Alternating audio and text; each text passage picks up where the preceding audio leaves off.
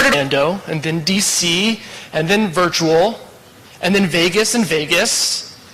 And now, it feels like each iteration of the MIC gets bigger and better, and it's all thanks to you all and your support. And I think that is definitely something that we should all applaud.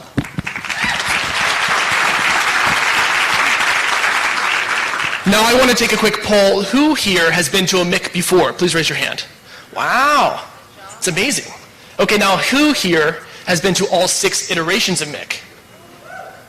Wow, that's a lot of money. You have good sponsors. That's incredible.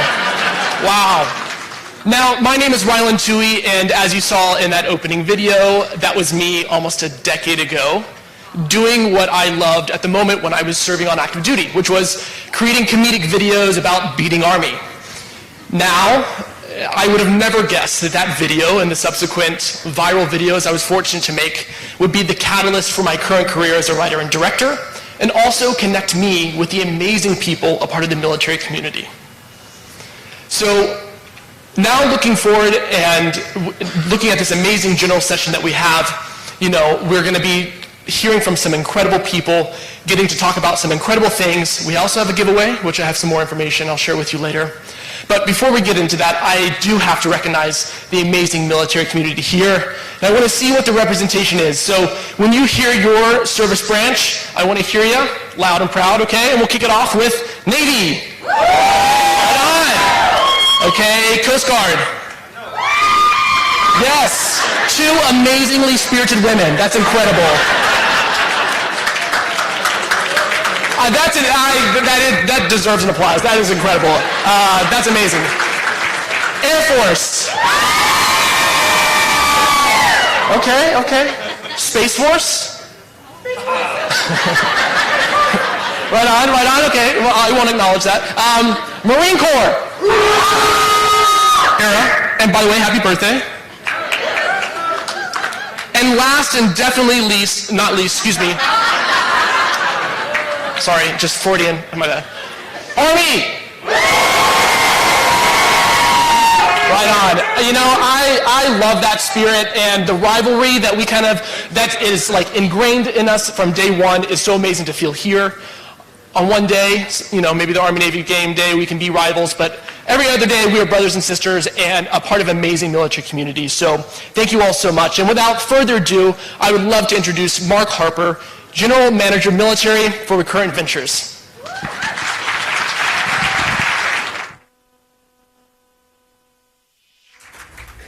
Can I see that show of hands again of who's been here for all the iterations of MIC? That's amazing. I've been all of them myself, and it's really amazing to have seen this grow so much over the years. And I can't help but marvel at the incredible community that's come together over all these iterations. And they say that if you want to measure the strength of a community, just look at the caliber of the people it attracts. And by that measure, our MIC community here is second to none. And you guys are the true influencers. And this week we also celebrate you.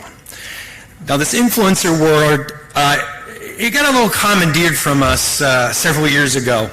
So no, this conference is not about what's trending on TikTok, but with that being said, you have my full permission to get us trending on whatever social media platform you can. In the beginning, we saw it as, anyone who's connected to the military community was a military influencer. And that's because influence happens through advocacy, through inspiration, innovation, and collaboration. In the beginning, back in Dallas, when this was much more of an experiment, MIC was created to kind of create that connective tissue to bind our community. But we've grown, and so has the mission. So this year, you'll see that the conference is kind of broken down into 5 different pillars: inspiration, innovation, influence, inclusivity, and impact. Now let's talk about Vegas for one moment. They say what happens in Vegas stays in Vegas, but we're changing the game here. So what happens at the Military Influencer Conference doesn't stay at the Military Influencer Conference, because the knowledge, the connections, the friendships that you make here are meant to be spread far and wide, benefiting our community and beyond. So let's learn, let's network, let's have fun, let's support one another. After all, as military influencers, You're not just shaping the narrative, you're writing it. You're changing the world for better, one story, one partnership, one connection at a time. And if you have a Mick success story where Mick changed your life in some way, shape, or form, come find me, come tell me about it. These are my favorite moments here at the conference. And I'm probably going to stick you on camera too. So thank you for being here, for your dedication and your service. Let's have a fantastic conference filled with camaraderie, laughter, and hopefully a few good surprises along the way. Ryland, back to you again.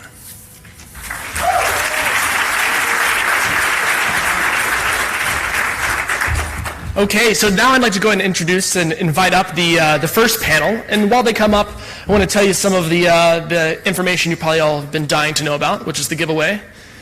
So with this giveaway, we have some incredible prizes. Some are some incredible products brought to you by Ridge Wallets. And then there's also a super nice VIP package deal for next year's MIC.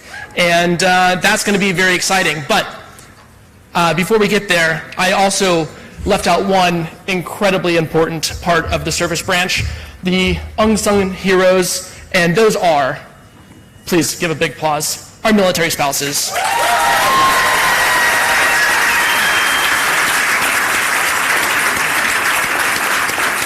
I left you all out so I could come back specifically and address that one. So that's how special you all are. Okay, coming back up to the stage now is the panel for Recurrent Military. It's informing, inspiring, and entertaining the military community. On the panel is Mark Harper, who you all just met, Tessa Robinson, Chris Capilouto, Marty Skovland, and Jamie Hunter.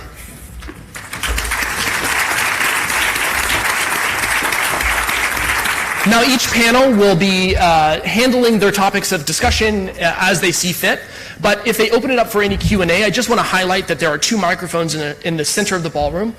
So if they do open up for Q&A, that's where you can find it. Enjoy. Thank you so much. Before we start, I'll share a little bit of a background here. In the Air Force, I was responsible for shooting a lot of people.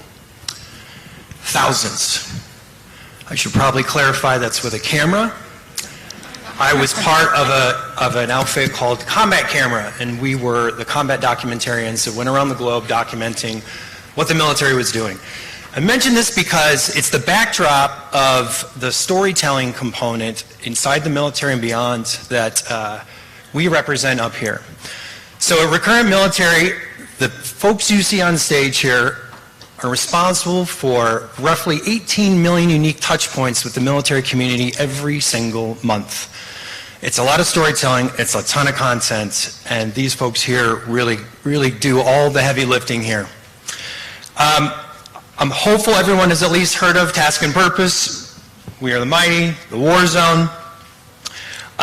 But would each of you give me a one-liner here about what your brand represents so we can get some distinguishment here? Sure, thanks Mark. The War Zone is all about modern military, in-depth coverage, unparalleled in-depth coverage, the technology and the users of that technology. Yeah, I would say with Task and Purpose, on the editorial side, we really focus on covering news and culture for the military and veterans from the barracks to the battlefield and kind of everywhere in between. And on the YouTube side, it's kind of been the average infantryman's perspective. It's about watching your regular lower enlisted soldier struggle to understand very complicated geopolitical and weapons technology. And We Are the Mighty celebrate service through great storytelling. So, Jamie, one of the most important things that we see in journalism, and now is the opportunity for you guys to give a little bit of more of a background of yourselves. We've seen in journalism the need for authenticity between the publication and the audience. Based on your very lovely non-American accent, it would appear that you do not have a U.S. military background. But you have built incredible trust with your readers. And so how important is that relationship, and how have you built that? Thanks, Mark. First of all, I should just point out that on the screen, I'm not Tyler Rogaway. I am Jamie Hunter. And yes, you've picked up the accent correctly. For me, working with the Warzone is fantastic. The big thing about the Warzone is about accuracy. Accuracy in that diligent look to make sure that everything that goes out is absolutely accurate. And that's so important. For me personally, I've been involved with the military as a reporter, photographer for over 25 years. And as somebody who wanted to join the Royal Air Force, unsuccessfully unfortunately, the ability to be associated with the military and to work with the military has been unbelievable for me. And my number one important word is trust.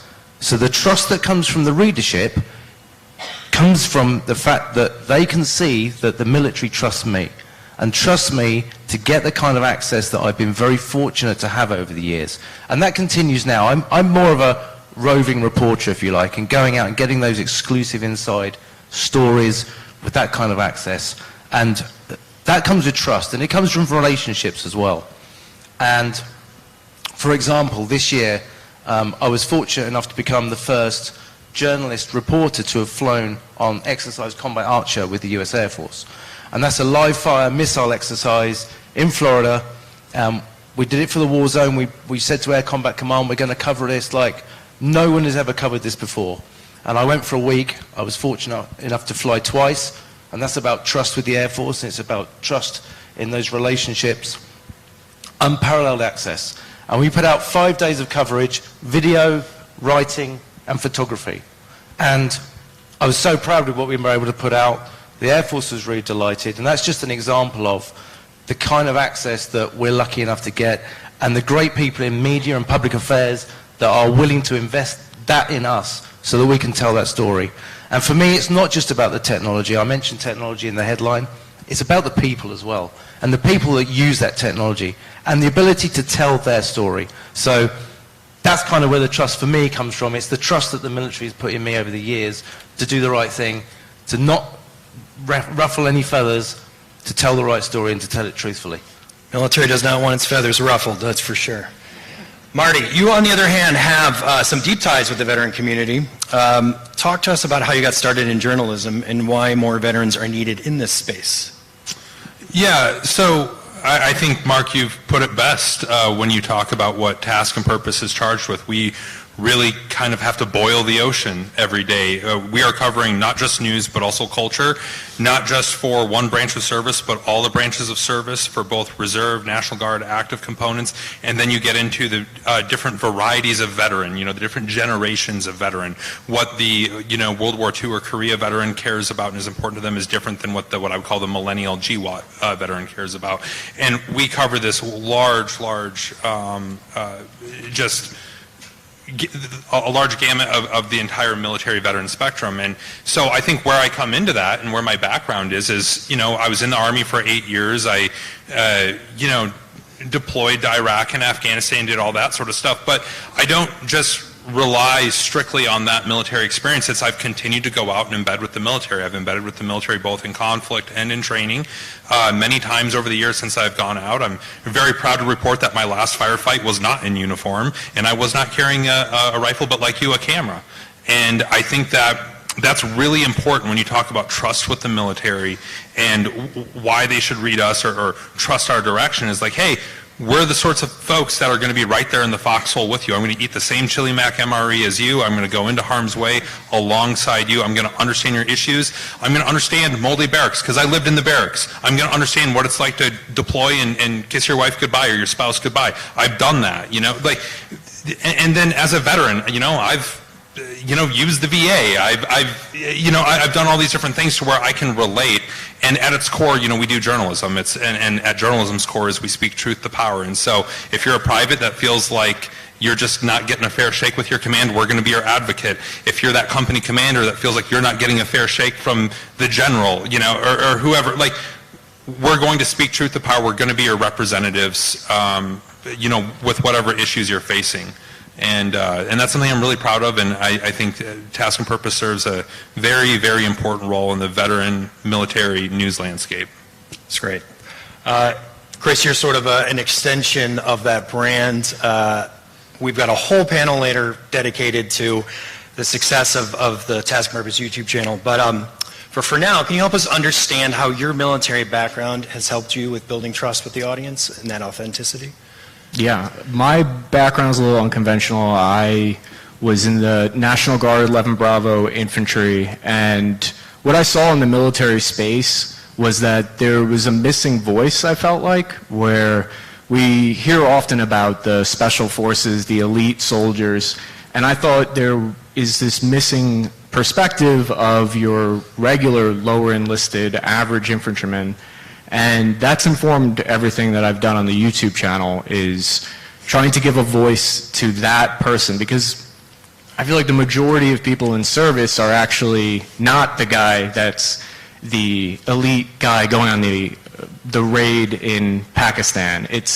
I was the guy guarding that guy, pulling security for him, like how a lot of people are. I was the red shirt in Star Trek, the expendable guy. And that I think a lot of people resonate with that and they relate to that, I'll put it this way. When I first started making YouTube videos, I did a lot of sarcastic comedy videos, and I remember there was this one comment that somebody wrote, and they said, you know, hey, can you shut up, you stupid blank, blank, blank, and tell us something actually valuable? And I remember there's that first part of me that thinks screw this guy, what does he know? I'm going to keep doing what I'm doing. And then I realized, I could take something constructive from that feedback, from that comment, and I really did a 180 and I changed what I was doing, and I wanted to actually be of value and of service to people. And so that comment made me reflect and think about what I was doing, and I started doing more educational, informative videos so that I could teach people and educate people about the military who are in the military and who aren't. And that's really what my background has informed me on the YouTube channel, is to help bridge the civilian-military divide and actually be of service, create something of value that can teach people. To me, that was like a turning point, and that's been my kind of true north since then, is wanting to service people with valuable information from the perspective of someone who admits, I don't know everything. Sure. Chris, I hate to break this to you in front of everybody here, but that comment was from me. And thanks for turning that channel around. I knew it. What sweet feedback. Tessa, you have a little bit more of an unconventional background. How did you get your start, and how was your background as a writer made you a better editor-in-chief?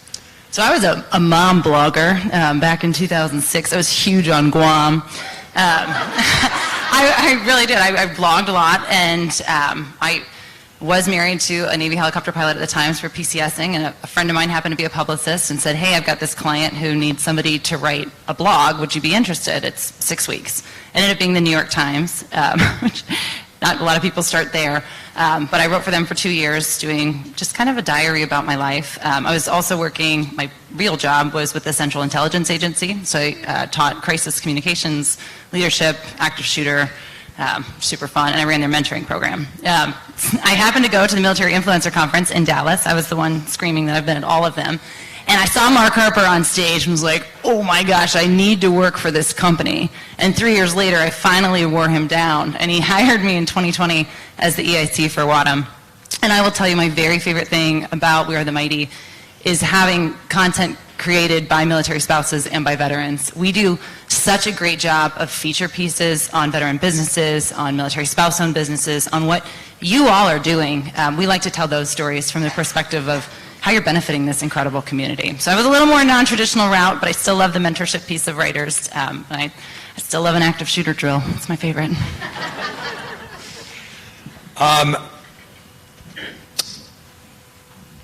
going to change this up a little bit. What's one story that you've done for the brand where you felt it had a noticeable impact? Something that was written, and then you saw after that, the next day, something changed. Maybe not in the world entirely, but based off of content that was created, something happened. Tessa, I'll start with you. So when I started 3.5 or almost 4 years ago now, We Are the Mighty had the Mighty 25. There's the Mighty 25 Awards gala on Friday. But at the time, the Mighty 25 was a list that we put out. And I had this idea that I wanted us to actually feature these people. I wanted us to interview these people. I wanted to find out what they were doing and why they were doing it. And I asked Jessica Manfrey, who I think is the one Coast Guard fan right there. Jessica Manfrey was one of our first military spouse writers that I was able to hire. I asked her if she'd be willing to interview these folks. And so she, every year, has done, in the last 4 years, has done 25 feature pieces, 25 interviews, and the impact of that is truly incredible. On a personal note, my favorite story that we've ever done was an interview that I got to do with a Vietnam veteran who had never told his story, happens to be my dad's best friend. And we sat down for a few hours over a couple of beers and just talked about what that was like. And he had never shared that. He had never told anybody. And his best friend was killed the day after he left Vietnam, after the guy left Vietnam. Steve died, and my dad had never known that his friend was killed there. And I think giving people a platform to share their stories and their truths, especially for our veterans, especially for our military spouses, is so impactful. Chris, how about you? Is it okay if I pick a few and not just one? It's very difficult for me to pick a favorite If you see child. this timer ticking down too much in the crowd conversation, you just... Then I will keep it Yeah, short. there you go. Jamie, you had mentioned you had an opportunity to work with the military at one point and to see behind the curtain.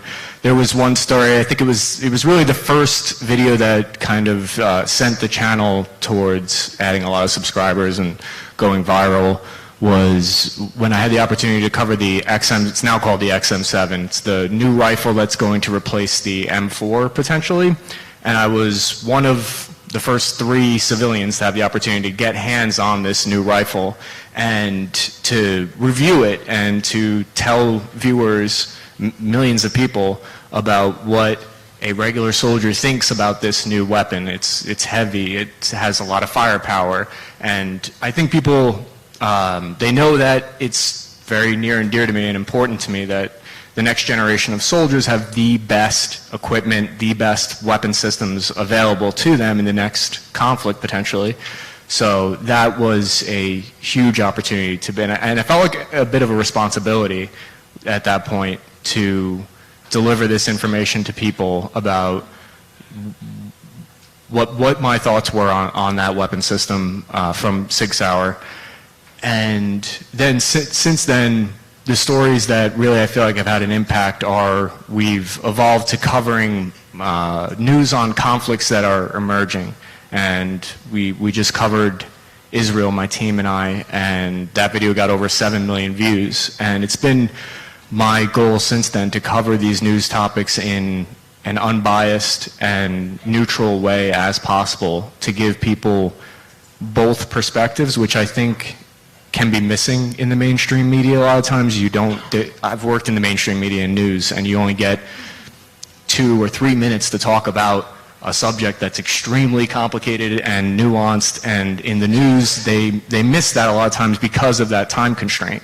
So we have 20, 50 minutes that we can really dive into the different points of view and let people walk away at the end of the video feeling like they have a better understanding of both points of view, and I think that that's something that'll be valuable in the future for preventing conflict. So That's great.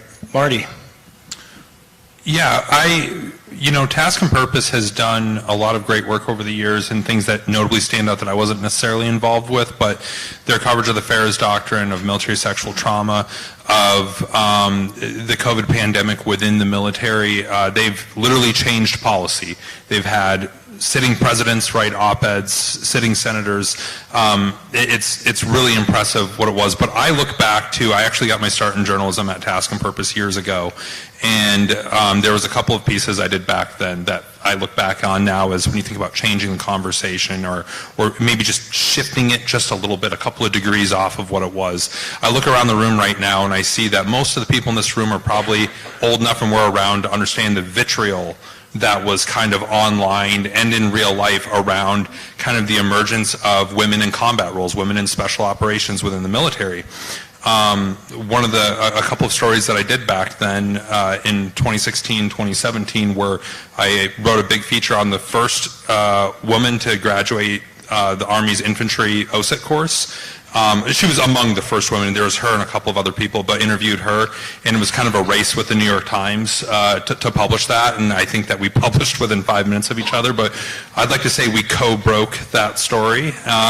And then also I had the complete scoop on the first woman to pass selection and make it into the 75th Ranger Regiment, which made her among the first people to pass a special operations assessment and selection and get in there. And I look back at those, and you look at the vitriol and just the people that were deeply entrenched in their opinions, and a lot of it was just opinions, not really backed up by facts in a lot of cases. The comment sections were messy. I was able to come in as somebody, as a combat veteran, as somebody who had, deployed and all that sort of stuff, and say, hey, here's a really exceptional thing that's happening here, and tell that story for people that hopefully, and I think, and I've received a little bit of feedback on this, led to more people saying, you know what, I think I'm okay with this. Not that anybody was asking their permission, but maybe we changed the conversation just a little bit by reporting on these stories on these exceptional female service members and what they were doing at really the forefront of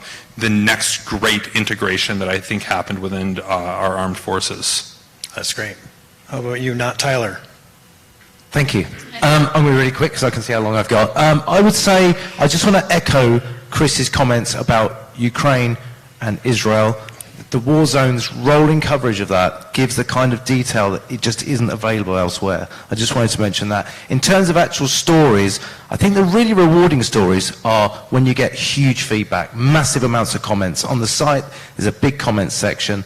And then the other thing for me is when people actually see something and read it and then engage and say, do you know what, could you come and do something with us on this or something like that? And actually, that's really rewarding. And I've seen it in a particular story I did about the first flight of a particular jet, the F-15EX, but it was from a pilot's perspective. So it's from that test pilot perspective. And actually, the manufacturer actually reached out and were like, we really like that. And it engaged with the senior leadership on the manufacturing side. So things like that, I think it's the ones where you get loads of feedback, just to keep it really quick. Yeah.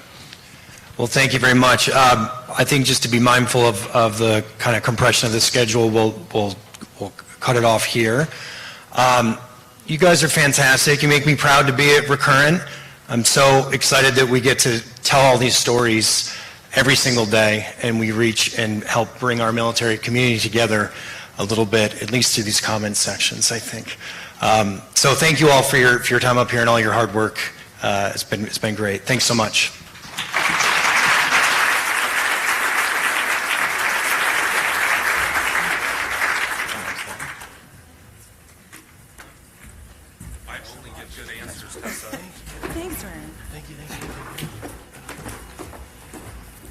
You know what, that was interesting to listen to. I think one of the things that I resonated with was Chris's comment about oftentimes, and this is both online and in person, what we have to say would be 15, 20 minutes in length, but oftentimes we only have that 30 seconds. And so I resonate with that, and I'm sure many of you all resonate with that well as you navigate, this journey, our elevator pitch and all that stuff. So very fascinating to hear. Before we bring up the next speaker, though, and someone I'm looking forward to introducing, I think it's time we do a giveaway. So the giveaway, as I mentioned, includes 10 Ridge wallets. And then also we have what you're going to find, I'm going to tell you how you'll find it, is there are 3 pieces of paper. And on those papers, you get 2 VIP ticks, you get a Comps Hotel, and Atlanta MiG-24. And so now, of course, everyone please look underneath your seats, and if you do have something, let us all hear it. There's also plenty of unopened seats or unused seats on the sides, so I guess you guys are rewarded. Yeah, okay, we got a Ridge wallet over here. Right. Oh no, Ridge wallet, paper. Hey.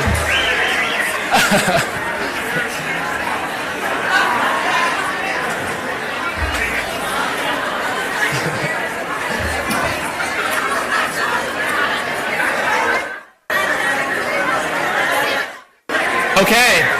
So here's the thing. For those who found the Ridge wallets, congrats. For those who found the pieces of paper, oh, you know what? I think we also just cleaned the seats for the last 10 years. So holding up things that were like back from the 80s, you know? So if you did find that piece of paper, please find Catherine Pummel so that she can take down your information and connect you so that you all, of course, can get those comp tickets to MIC 24. So how about that? That's amazing.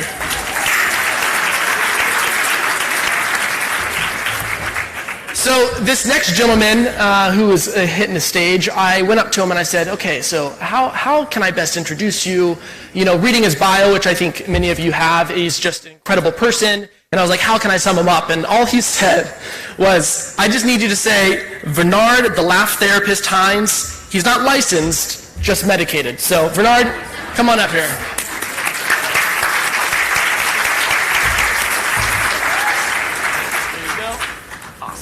Please don't tell the VA I was running. Please. Please don't tell them. They streamed and everything. How y'all doing, Mick? Mick 2023. Yes, my name is Bernard Hines, a.k.a. the Laugh Therapist. I am a comedian, but today we're going to talk about some things. I'm going to add humor into it, okay? I'm a 20-year, 7-month, 4-day retired Army veteran. Come on, where my veterans at? All right. And I'm a little nervous right now, right? So I brought my grandson with me. All right, he's on my socks. If you ain't laughing or looking at me kind of crazy, I'm going to call my grandson. But before I go, I got to give a shout out to my wife, y'all. Her name is Trish. The VA call her my caregiver, but we call each other partners in recovery. So that's my wife. Yes, sir. Because she married me after she found out I had PTSD. Yeah. Blended family. She learned a whole lot. See, I didn't join the Navy because I'm from Norfolk, Virginia. And y'all Navy people tore up my city. Every time I got a girlfriend, here comes somebody in the Navy with a car and money and took my girlfriend. All right? Didn't want to go in the Air Force. I was not smart enough to go in the Air Force because my brother asked me if I wanted to go to college. I just thought you could just go. I didn't know there was a thing called the SAT test. I said, I'm not going to school on no Saturday. Now, ain't that SAT the abbreviation for Saturday? So I joined the United States Army. And they lied to me too. Because they said we do more before 9 a.m. than most people do all day. But they wake you up at 3 o'clock in the morning. You should be finished by 9 o'clock. But what I learned about every branch of service is everybody or most people have had some type of trauma. I don't care what branch you're in. See, when I went to the VA, the man told me I had PTSD. Only thing I heard was the S, the T, and the D, okay? I didn't know what PTSD was. This man is telling me all this stuff. PTSD, I don't have no PTSD, y'all. I was in denial. Because of what? The stigma. I had an uncle who was a Vietnam veteran. They called him shell shock. They threw him in the corner. They always called him crazy. So I was not going to be looked at like that by my family. So what I did was, I said, you know what? They call PTSD post-traumatic stress disorder. But I like to change names and change words. So I call it now processing traumatic situations differently. Everybody processes trauma differently than the next person. I processed my trauma in the beginning with alcohol. Didn't use drugs, but I used porn. Anything to numb me, to make me not want to seek help, make me not want to talk, make me not want... Now, I was functioning going to work because I left the Army and went to work for the Army, and my brain was still in the Army. Okay? So what I had to do was realize that I didn't need help.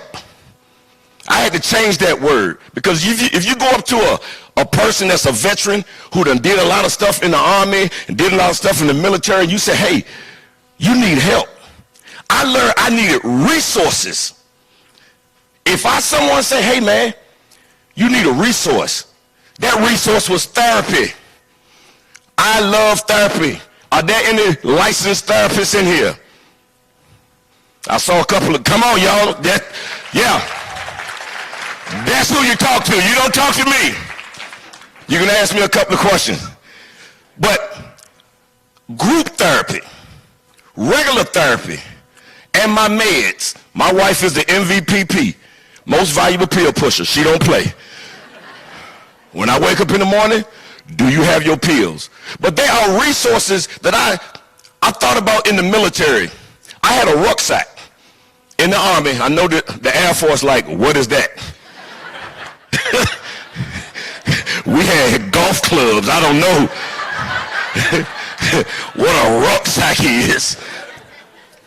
But I look at it now, I'm not in the military, okay? But I still need my rucksack for my resources. Everything that's going on in here is a resource.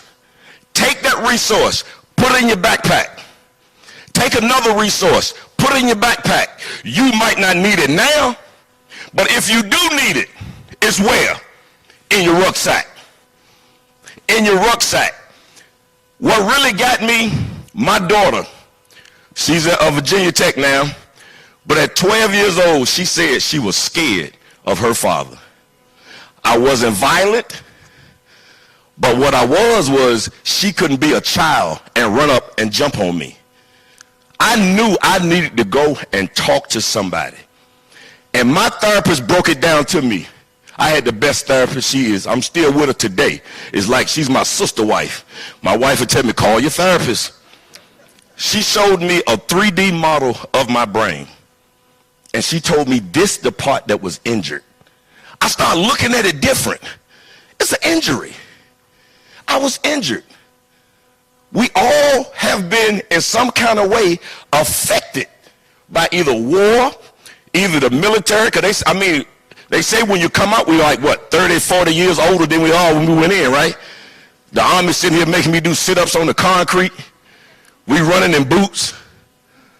So I come here to tell you, take away from here resources that you might need. Not about money, it's good to have, but resources. Now, I go to the VA hospital. I go to veterans that are in rehab, and I give them laugh therapy. But it's for me also, because at one time, I could not laugh. Could not laugh. I don't care what happened. I could not laugh because my mind had taken me to a place that I never in a million years thought my mind would take me. But you know what? I had talked to my pastor, and that's the first time I felt someone saw me, not saw my dysfunction, but saw me. So when we out here helping veterans, talking to veterans, let them know I see you. I don't see your dysfunction. I see you. We have to be seen, y'all. All of us look good right now. But check some of y'all out at the VA. You look totally different, don't you?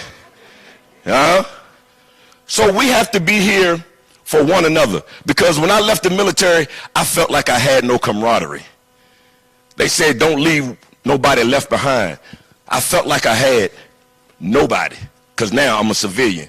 But I have partnered with USAA, and we are doing WeFaceTheFight.org.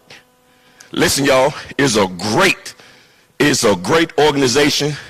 WeFaceTheFight.org. If you watched the Bills game Sunday night, the commercial ran.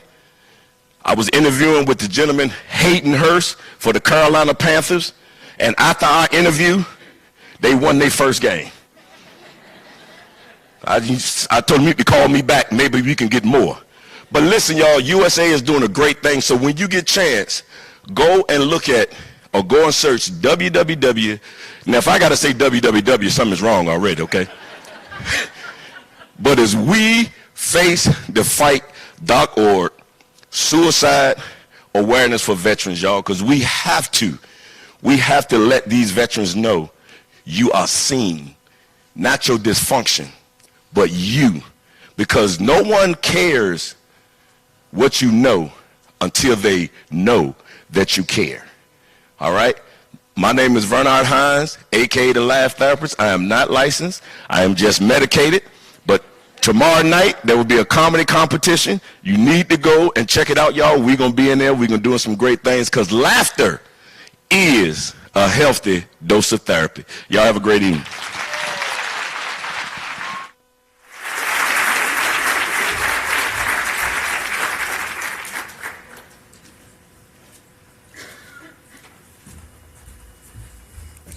I kind of feel like I need to say amen after that, you know?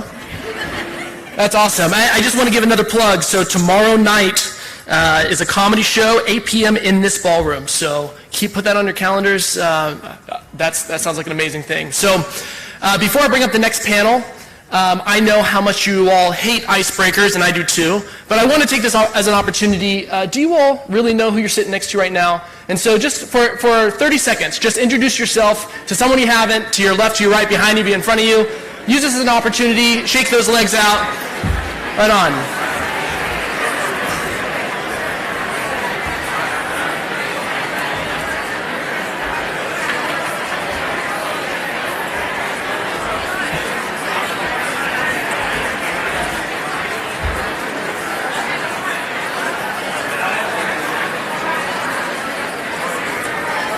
Okay, awesome.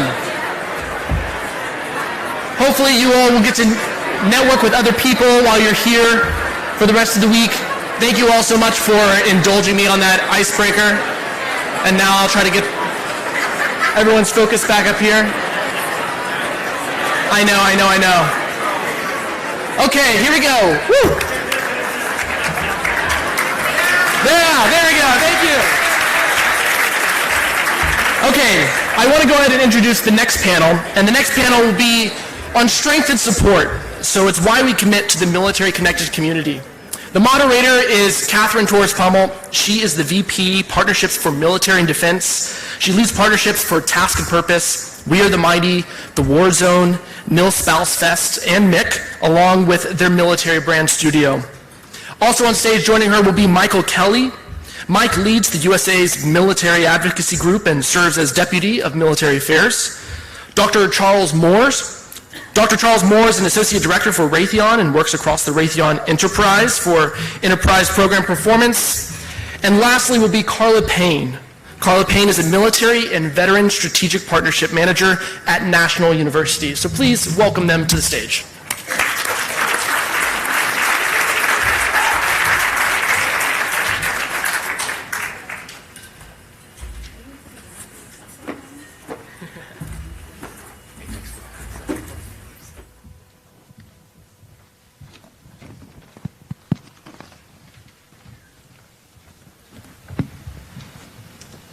Hey, thank you all for being here today. As you guys all know, MIC is a community made up of leaders, innovators, change makers, and creators, and we would not be here without the incredible support of our corporate sponsors. We have 3 incredible leaders of organizations who are committed to the military's values of service and sacrifice to discuss the responsibilities of corporations to find that unique balance between fulfilling the goals of their organizations while also serving our military community. We'll dig into why this unique collaboration goes beyond corporate responsibility to influence innovation, mutual growth, and the lives of our nation's heroes. To kick things off, let's start with some introductions. If each panelist could briefly introduce themselves and their respective organizations, highlighting their involvement in supporting the military community. Charles? Thanks, Kathy. So my name is Charles Moore. I work at RTX. RTX is a aerospace and defense organization. We do about $71 billion annually in sales, 180,000 employees across the globe. And ultimately, from an RTX perspective, I support enterprise performance. So my job, I work for our CFO, and we have a team that focuses on making programs predictable across the enterprise. So that's my day job, but everybody in this room understands that we do more than just our day job, and we have additional duties. And my additional duty that I've taken on and have an extreme passion for is our Armed Services Community Employee Resource Group. So I lead our Armed Services Community organization for the company. Thank you. Carla? Hello, everyone. Thank you, Kathy. I'm honored to be here. My name is Carla Payne, and I am with National University. National University is a veteran-founded institution in San Diego, California. I've been there about 12 years, and I love it. I am also a Navy veteran, and a proud Navy veteran on top of that. The best branch! I'm just teasing. Please do not be offended. That's a total joke. I appreciate all of the services. Full disclosure, my fiancé is retired Army. Okay, there you have it. And then why do I do what I do? Because I believe in giving back. It's been my entire life. I'm first generation. My mother taught me that as a young child. You know, if you don't have money to donate, then you donate your time. You donate to the cause. I do believe in call to serve. It is important to me, and as a veteran, it's always important to me to assist military families in any way that we can. And I'm happy that National University is committed to that. Thank you. Thank you, Carla. Mike? Good afternoon, everybody. How you doing? Mike Kelly from USAA, 25-year Air Force veteran. I spent 12 years enlisted, got promoted to E7 Master Sergeant, and then I made the switch to the officer world and served for another 13 years. So actually, Friday, the 10th of November, is my 20th anniversary at USAA. So I'm very excited to continue to support organizations like Mick in this wonderful event. So I'm the deputy for our military affairs function, and we have a team of almost 55 retired senior NCOs and officers who act as brand ambassadors across the United States. So we sponsor events on installations across the United States, and we work very closely with our corporate philanthropy team to push support and funding to nonprofit organizations that support the military community. So very excited to be here and happy to see this come together. Thank you, Mike. We're going to start with you. We're going to keep you going. The truth is that we would not be here today if it wasn't for Mike Kelly. He met Cortez Riggs. He met Cortez Riggs, service member who had this vision. He sat with Mike. Mike saw it. He saw it through. He supported him, and Mick has grown to what it is today because of the collaboration and the support of Mike Kelly and USAA. It doesn't end there. I work with Mike and USAA on many different initiatives. And I hear stories all the time about how USAA has stepped in to support small businesses, nonprofits who have an idea. They can really see the long-term vision. But Mike, I don't want to speak for you. Can you share some insights into USAA's longstanding commitment to the military community and its unique approach to financial services for veterans and their families? Yeah, absolutely. I mean, this is what I love to do, to support the military community. And if you think of who USA is, we were formed by the military to serve the military. So if we weren't doing this, you'd be a little suspect, right? You'd be saying, why isn't USA supporting the military community? Because that's their mission.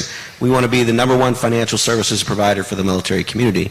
And how we do that is to serve and support the military community in a very tangible way. So I love your title, Strength in Support. And I take that strength is what I take as the strength in this room and what Cortez has built. So when he first came to me with that idea, I didn't consider it a crazy idea, because in my heart, Cortez and I are kindred spirits. And I don't know if anybody in here has a Yiddish or a Jewish background, but has anybody ever heard the word be the mensch? Does anybody know what a mensch is? That's how I see myself, and I live that out passionately every day. So a mensch is someone who is always looking out for others, someone who is wanting to connect them to resources. I love what Bernard said. We all got a rucksack, right? And he is so true. The resources that are available to you in this room are incredibly important. You don't know if the conversation that you have as you're walking out to go to the next event is going to change the dynamics of your business, right? So that is why we believe in supporting Mick, why we believe in supporting the military community. It's who we are. It's part of our DNA. Thank you, Mike. Carla, for National University, you guys are known for its commitment to education for military personnel and veterans. Could you elaborate on the educational initiatives and opportunities your institution provides for the military-connected community? Absolutely. That's a great question. The first thing that we do is, because we're veteran-founded, we have a unique format. Our courses are typically 4 weeks long. So it's easier for service members or families of service members who may be PCSing or deploying to complete their programs. That's like the, like broad. But then there are other specific things that I'm really excited to be a part of, because National University recognizes the complexity of what it means to be a part of the military-affiliated community. They have come up with 3 scholarships for our military-affiliated population. One of them is the tuition assistance. Because of our unique format, the classes end every 4 weeks. Typically, a service member may get like 3 or 4 classes covered with their tuition assistance, TA. So then they would have to sit out until the next fiscal year, which we know is October 1st, in order to apply for TA again. Well, National University said, why do they have to stop? Let's figure out a way that they can continue. So they came up with a tuition assistance scholarship to assist those that are using that. There's also the Veteran Spouses Dependent Scholarship. That is primarily for military-affiliated students that have exhausted or do not have access to post 9/11. And I'm really excited to be a part of that one. I'm one of the final approvers for that scholarship. And then the last one that I'd like to talk about is the Military Spouse Scholarship. We've only had that for about a year, but just to see that, I remember being in the conversation of like, maybe we should do something like this a couple of years ago, and now it's here. What a better way to support more, to provide more to our military-affiliated population. Thank you. Thank you, Carla. Charles, we met last year at MIC and very quickly became close friends, and you do about 20 other things at RTX besides your job.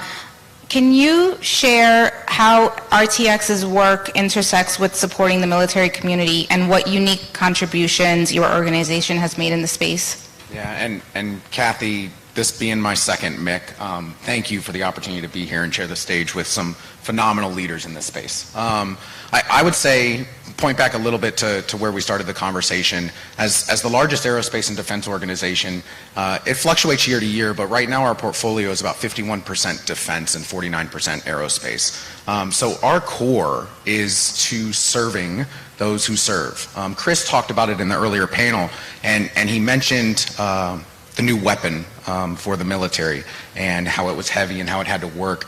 And when I think about that, I think about our organization. Our employees, what we deliver has to work the first time, has to work every time. Providing support for defense across the globe isn't something that the employees take lightly, and you see it across our organization, from our production floors to our teams when they're out in the community volunteering, to our partnerships that we do as well. And so when we think about corporate social responsibility and how our organization is giving back to the community, I think of our partnerships with organizations like Feeding America, where we are actively trying to fight hunger, not just across the U.S., but also in areas such as military-connected communities, because that is a real thing. I think about our partnerships with organizations like Student Veterans of America, and how they are actively working to grow that professional development and that student pipeline for organizations. And so I think what it goes down to is the community, the strength and support, like Mike mentioned and like what this panel is talking about. It's the community that you're a part of. It's not just pouring into ourselves or pouring into the day jobs like you're talking about, but it's pouring back into the community. That's exactly what MIC is about. That's why we're all here. It's the professional development, it's the networking. And so for us, for me, it's really about just pouring into the community, pouring into that network, and then the partnerships happen, and the great things come from that. Thank you so much. I'm going to flip this a little bit, and I want to discuss what are some of the challenges and obstacles you guys have encountered while trying to support the community, and how have you guys worked to overcome them? Go ahead, Carla. At National University, because we recognize the complexity of being military affiliated, what they have done there is they have specific teams to assist. So what I mean by that is there is a military enrollment team, and those advisors are trained on not just benefits and what they are, but how to speak to a military affiliated person, not just a veteran or the active duty, but how are you going to speak to a spouse whose spouse is deployed, or a child of someone who's passed away, because that is the reality. So we believe in that. So we have separate trainings that we offer our team. We've partnered with Psych Armor to provide that training to the university. We also have designated teams to assist with VA funding. Our school certifying officials, they are top notch. Of course, I will always say that because I adore them. I think they're amazing. I myself used my post 9/11 back in 2014 at National University to complete my master's, and it was a seamless process. So it's nice to know that I know I work for the institution, but every military affiliated student has that option as well, and we're just dedicated to training and continuing the conversation to making sure that we are assisting our military affiliated population. Thanks, Carla. Mike?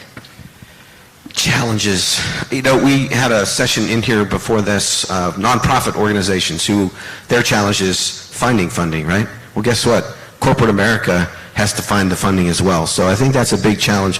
We've got such a diverse group of folks. We've got education, higher education. We've got the defense industry. We've got financial services. We've got David Lee from CVS Pharmacy. Why the heck is CVS Pharmacy supporting the military community? Well, they've got people, their members are in the military community as well. We've got nonprofits here.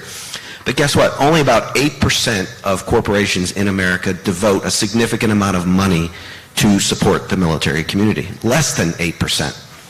So at USAA, we've committed 1% of our pre-tax income. That translates to between $45 million and $50 million a year that we put right back into the military community to support military family resiliency. That doesn't include what we do from a marketing and sponsorship perspective.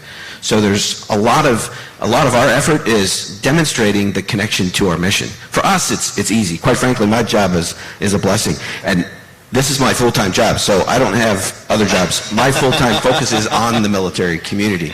So the big challenge is making sure that it's connected to your mission, making sure your leadership understands why you want to do this, because there is value in this, right? So we've got an all-volunteer force, and they're challenged with resources. You heard Bernard talk about that. So if corporations can contribute to the resources that support the military community, the U.S. government can't do it on their own. So we have to be involved, and that's really where our commitment lies. Yeah. So, Mike, I can't agree more with the conversation, but I also think that impetus is on us a little bit. We have to change the dialogue. When we talk about the challenges in the community, when we talk about the challenges from a corporation to collaboration space, oftentimes around the veteran space, we talk about the negative aspect of the veteran space, and that's on us to change that dialogue. And so I think one of the biggest challenges is we have to get out of our own way sometimes. We have to start changing the dialogue to be about how great this community is. And when we can start doing that from the inside and the outside, those partnerships grow and are just going to thrive. And so I love to see how the collaboration space, just here in the rooms, we were talking about a little bit earlier, Kathy, about the breakout rooms. Those breakout rooms are packed, and what is happening here from a networking perspective and how each one of you are pouring back into yourselves and each other, that alone is going to grow this community, and it's going to pay dividends across your individual journeys, but then the organizations that you support as well. And so when I think of challenges, I think about how we overcome them, and it's part of the dialogue. Can I add to that? Yeah. I really like what you just said, and I agree. I couldn't agree with you anymore. But I think the other thing is sometimes, and I think I may have spoken to you about this earlier when we first got here, was oftentimes we're reactive to the challenge instead of being proactive. And with all of these great, like MIC and other organizations and resources, sometimes I think maybe if we could create a toolkit that we could each have, like in our little hip pocket. Like, I know I have like a folder tabbed on my computer that says, okay, and I just have little blurbs and things like that. But maybe if we came up with something like that more broad, we could be more proactive rather than reactive. Ooh, I'm going to be Horshack and say, ooh, ooh, ooh. Because we put together a corporate philanthropy playbook several years ago with the help of Blue Star Families. So I would encourage you to go out to the Blue Star Families website or just Google corporate playbook and Blue Star Families. So we've made it easy for companies because we've demonstrated, okay, here's the value that you will receive and here's the impact that you're going to have. So there's a corporate philanthropy playbook out there, and we'd love you to take a look at it because we make it very easy, and it's everything from education to military family resiliency, to military hiring. So the further left you can get of that military transition, it impacts financial readiness. I mean, you've got young soldiers coming out of the Army that have served for 6 years, and I've talked to them personally at a big hangar at Fort Liberty, formerly Fort Bragg. Hey, when are you getting out? Next week. What are you going to do? Don't know. What do you want to do? Don't know. That's true. There's significant need out there in the military community, Yes. and corporations can come together and provide that collective impact. And in that military hiring space, there is no competition between employers. So I think I saw Sean Passmore here from Wells Fargo, or David Lee at CVS Pharmacy, or American Forces or Armed Forces Insurance, and Lori and her team that supports Military Spouse of the Year program. There's no competition in this space because we're all driving that collective impact that makes the military community stronger and more resilient. It's not searching for a piece of the pie. Everybody in this area can succeed and win, absolutely. Everybody can contribute to the pie, not just take the pie. Thank you, guys. And Mike, thank you for name dropping all of the brands that are walking around our conference this week. You're hired. I'm gonna go into our last question because we've talked about all the great work that your organizations are doing, but I want to focus a little bit more on the future. So my last question for you all is, what's the ultimate goal you hope to achieve through your collective commitment to the military community, and what message would you like to leave with the audience today? I'll go first, because Cortez and I were having this discussion earlier. He was talking to somebody up in the marketplace, and he was saying, well, why do you guys do this? I don't get this whole concept of the military influencer conference. What are you getting out of this? And Cortez and I are of the same mind. We're kindred spirits in that, because we want to help other people succeed. You know, we're not looking to gain anything from this. We're looking to help make you successful. And in my role delivering military advocacy for military affairs and USAA, advocacy in its simplest form is just doing what's important and supporting what is meaningful to the people you serve. So the military community, what's important?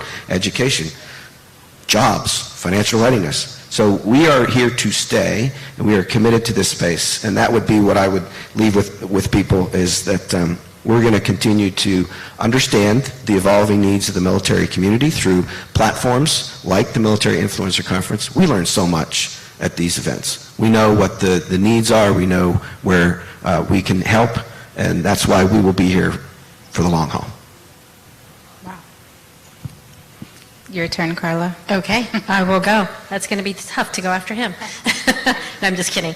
Okay, so at National University, we believe in the whole human education.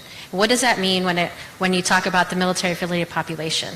One thing I did bring up once in a meeting was, you know, a veteran isn't just a veteran. A veteran might be a military spouse, you know, and so there's lots of ands, you know, and a single parent, and working 3 jobs, and working full-time, and going to school full-time. So the more sophisticated National University gets with getting to know their actual students and understanding what it is that their day-to-day is, because not everybody has the same, then it shows our commitment, that we are committed to having like non-traditional students to be, and we need to be more flexible to be able to provide the quality education that they deserve. So I would say the question was focused on where do we want to leave it, right? What do we, the impact further beyond? And simply put, from an RTX perspective, our mission is to create a safer, more connected world.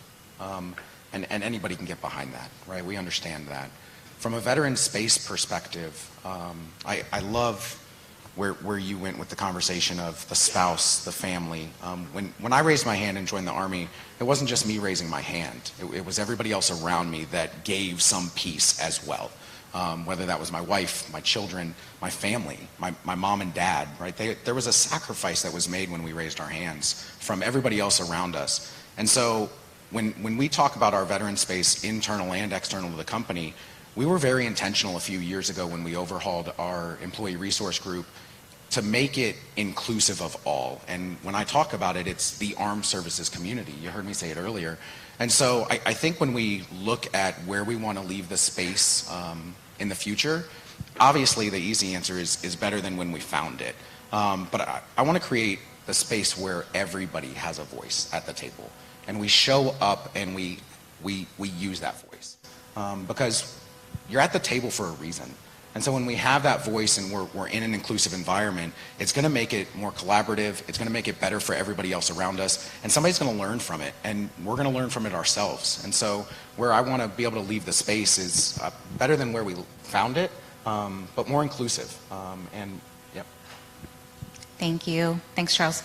I want to thank you all for being on this panel today, but more importantly, I want to thank you for supporting MIC, for supporting Recurrent Military, all of our brands, our community. We literally could not do this without you. Thank you for the accessibility. Because one thing that I always say when it comes to the Military Influencer Conference, I've been to so many conferences throughout my career, and the one thing that I found unique about MIC last year was that, you know, usually if you go to like Advertising Week or any of these other variety conferences, you know, these panelists, they walk off the stage and then there's like a bum rush of people, and you never see the panelist again. At MIC, there's accessibility, whether you're on the stage, whether you're off the stage, whether this is your first time here, whether it's your fifth time here. The connections are real, the conversations are real. And so I do encourage everyone, because regardless of how many years you've been in this space, regardless of your expertise, we really are still all learning from each other, right? We have legacy leaders like the people on the stage. We have new leaders that have these unique ideas and are coming in and trying to make these connections. So take the 5 minutes and talk to them. Use your networks, use your resources to change each other's lives. Thank you all so much for being here. Thank you to you guys, and also to all of our sponsors and all of our supporters for MIC. Thanks again. Thanks, Scott.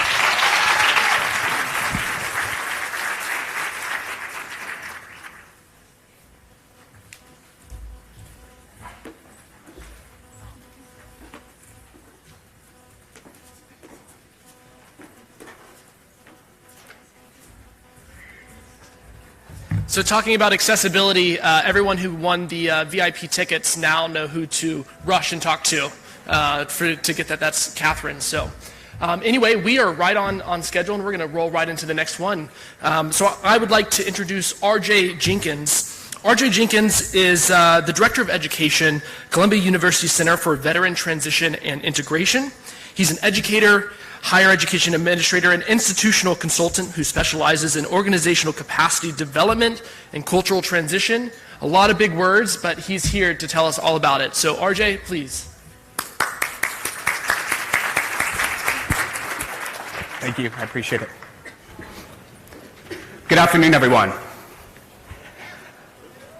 I arrived at Columbia University in the city of New York as an undergraduate student in 1999, and the very first person I met was a young woman named Ariana. We were standing in front of the elevators, waiting to bring some things up to our dorm room, and so in the interest of polite conversation, she said to me, "Oh, what did you do over your summer?" I was like, "Oh, I spent my summer taking care of my special needs baby sister, Olivia, so that both of my parents could work full time. What did you do over your summer?" And she's like, "Oh, I spent my summer traveling across Southeast Asia as a classically trained oboe player with the New York International Youth Philharmonic." And it was at that moment, about 38 seconds into the beginning of my college career, that I felt like a total and complete fraud.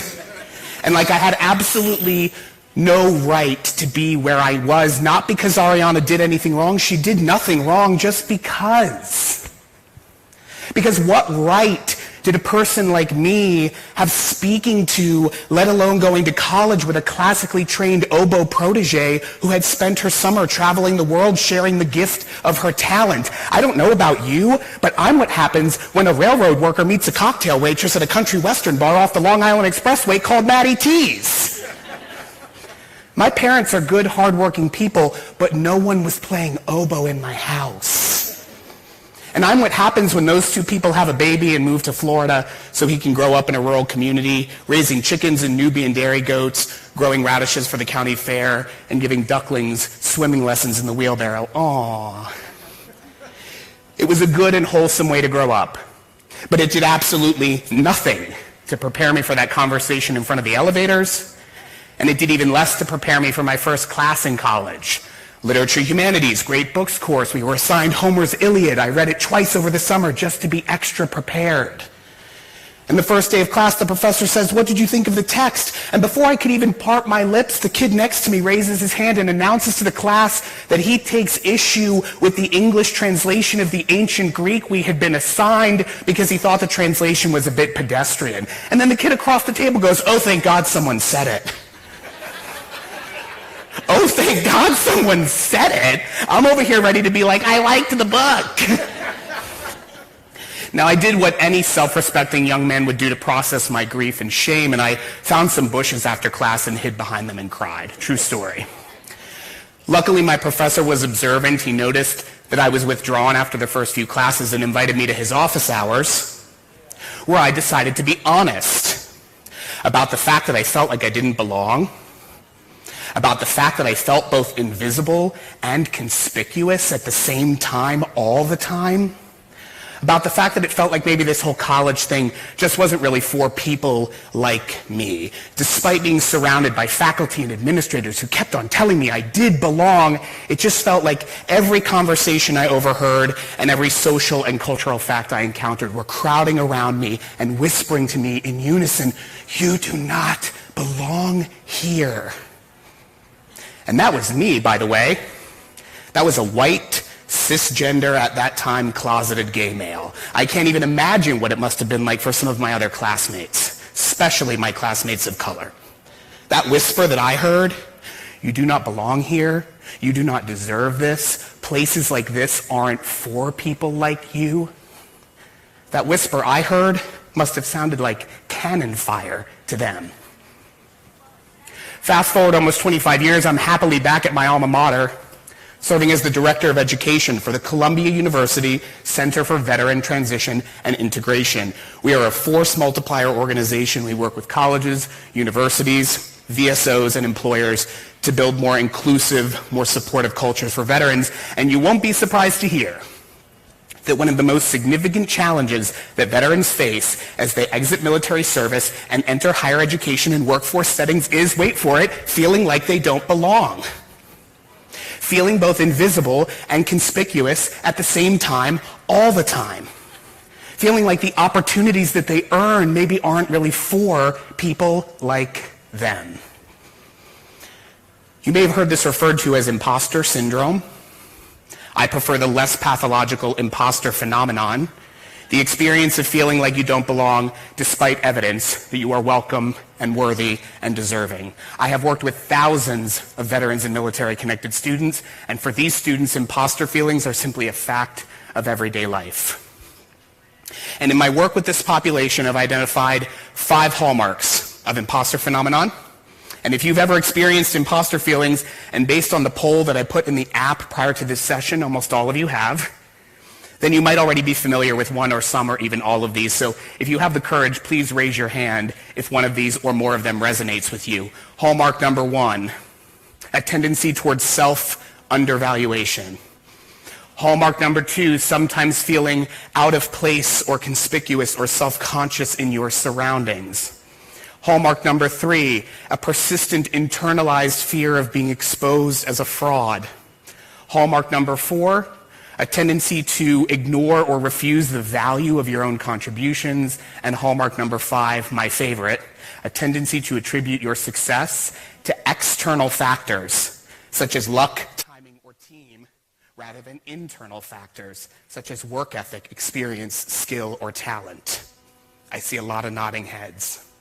This is not an exhaustive list, but these are the big hitter feelings that my imposters, as I lovingly refer to them, report struggling with all the time. But here's the thing about imposter feelings. It's not just the feelings you're up against.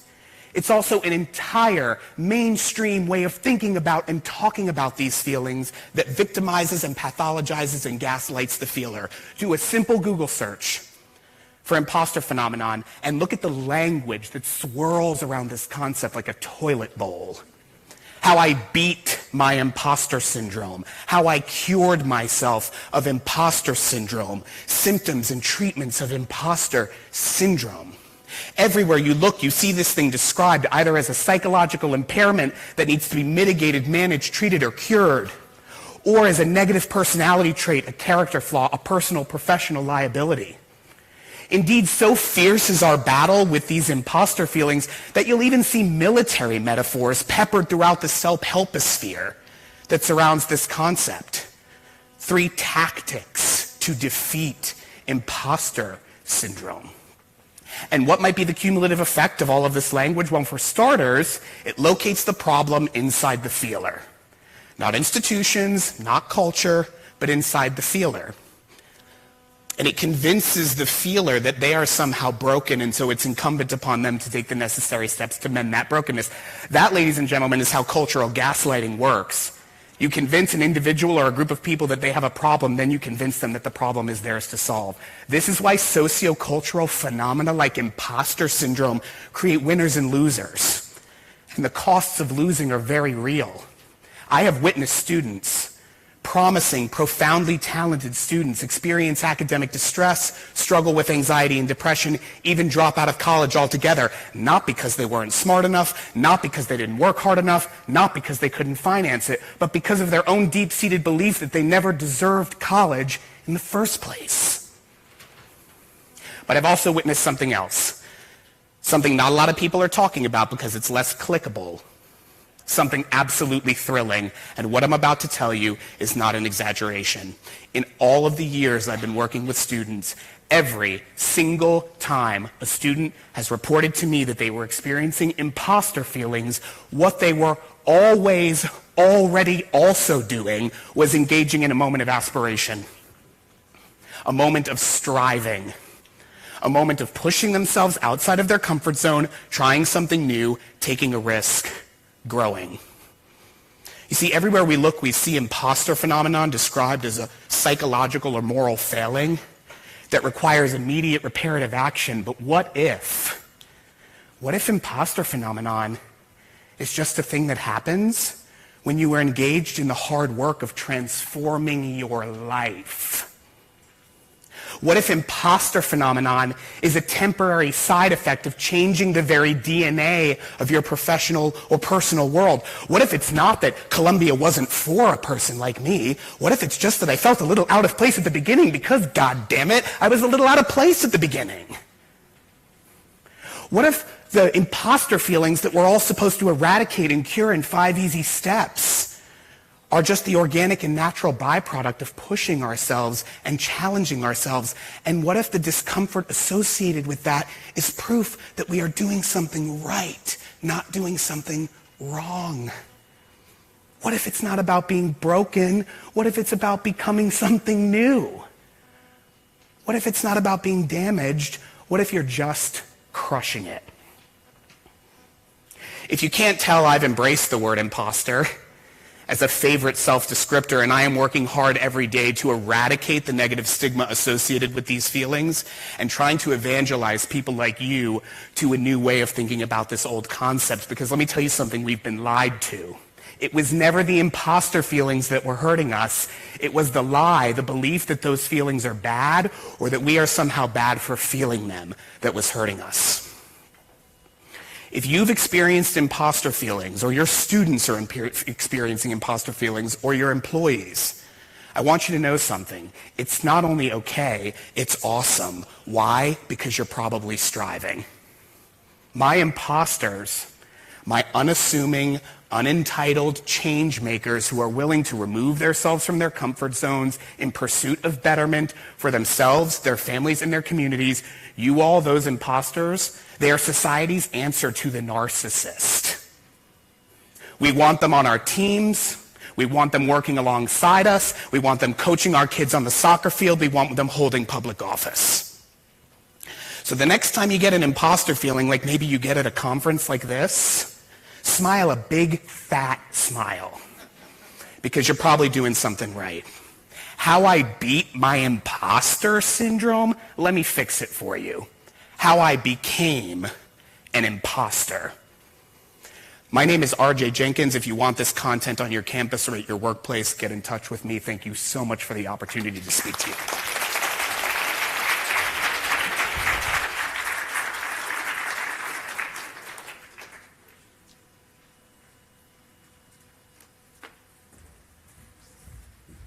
Okay, so I think polls have been a standard for me, and I'm about to ask another one. So if you are Gen Z, could you raise your hand? Okay, 1, 2. Sir, are you Gen Z? No? Okay.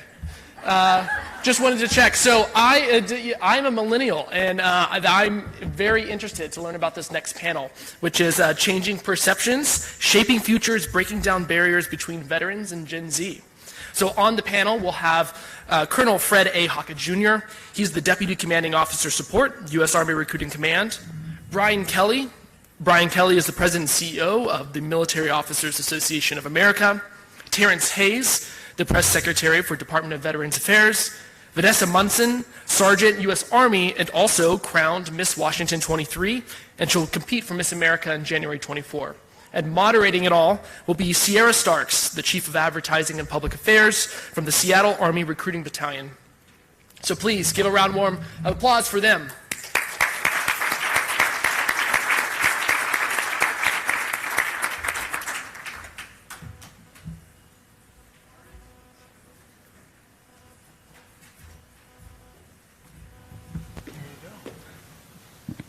Thank you, Rylan. I'm going to take this.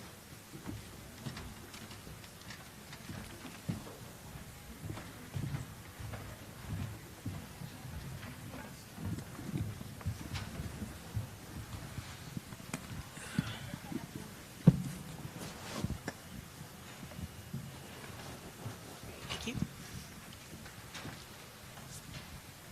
All right. Hello, everyone. My name is Sierra Starks. As mentioned, I am the Chief of Advertising and Public Affairs for one of the battalions within U.S. Army Recruiting Command. I'm really excited to be here. I'm really excited to have this panel. So before I began working in the Army, I was in TV news where I did cover a number of military issues, but that was before the current military crisis we find ourselves in, or military recruiting crisis. Like, who knows we're in a current recruit, yeah, everybody's hands should go up. It's been in the news a lot.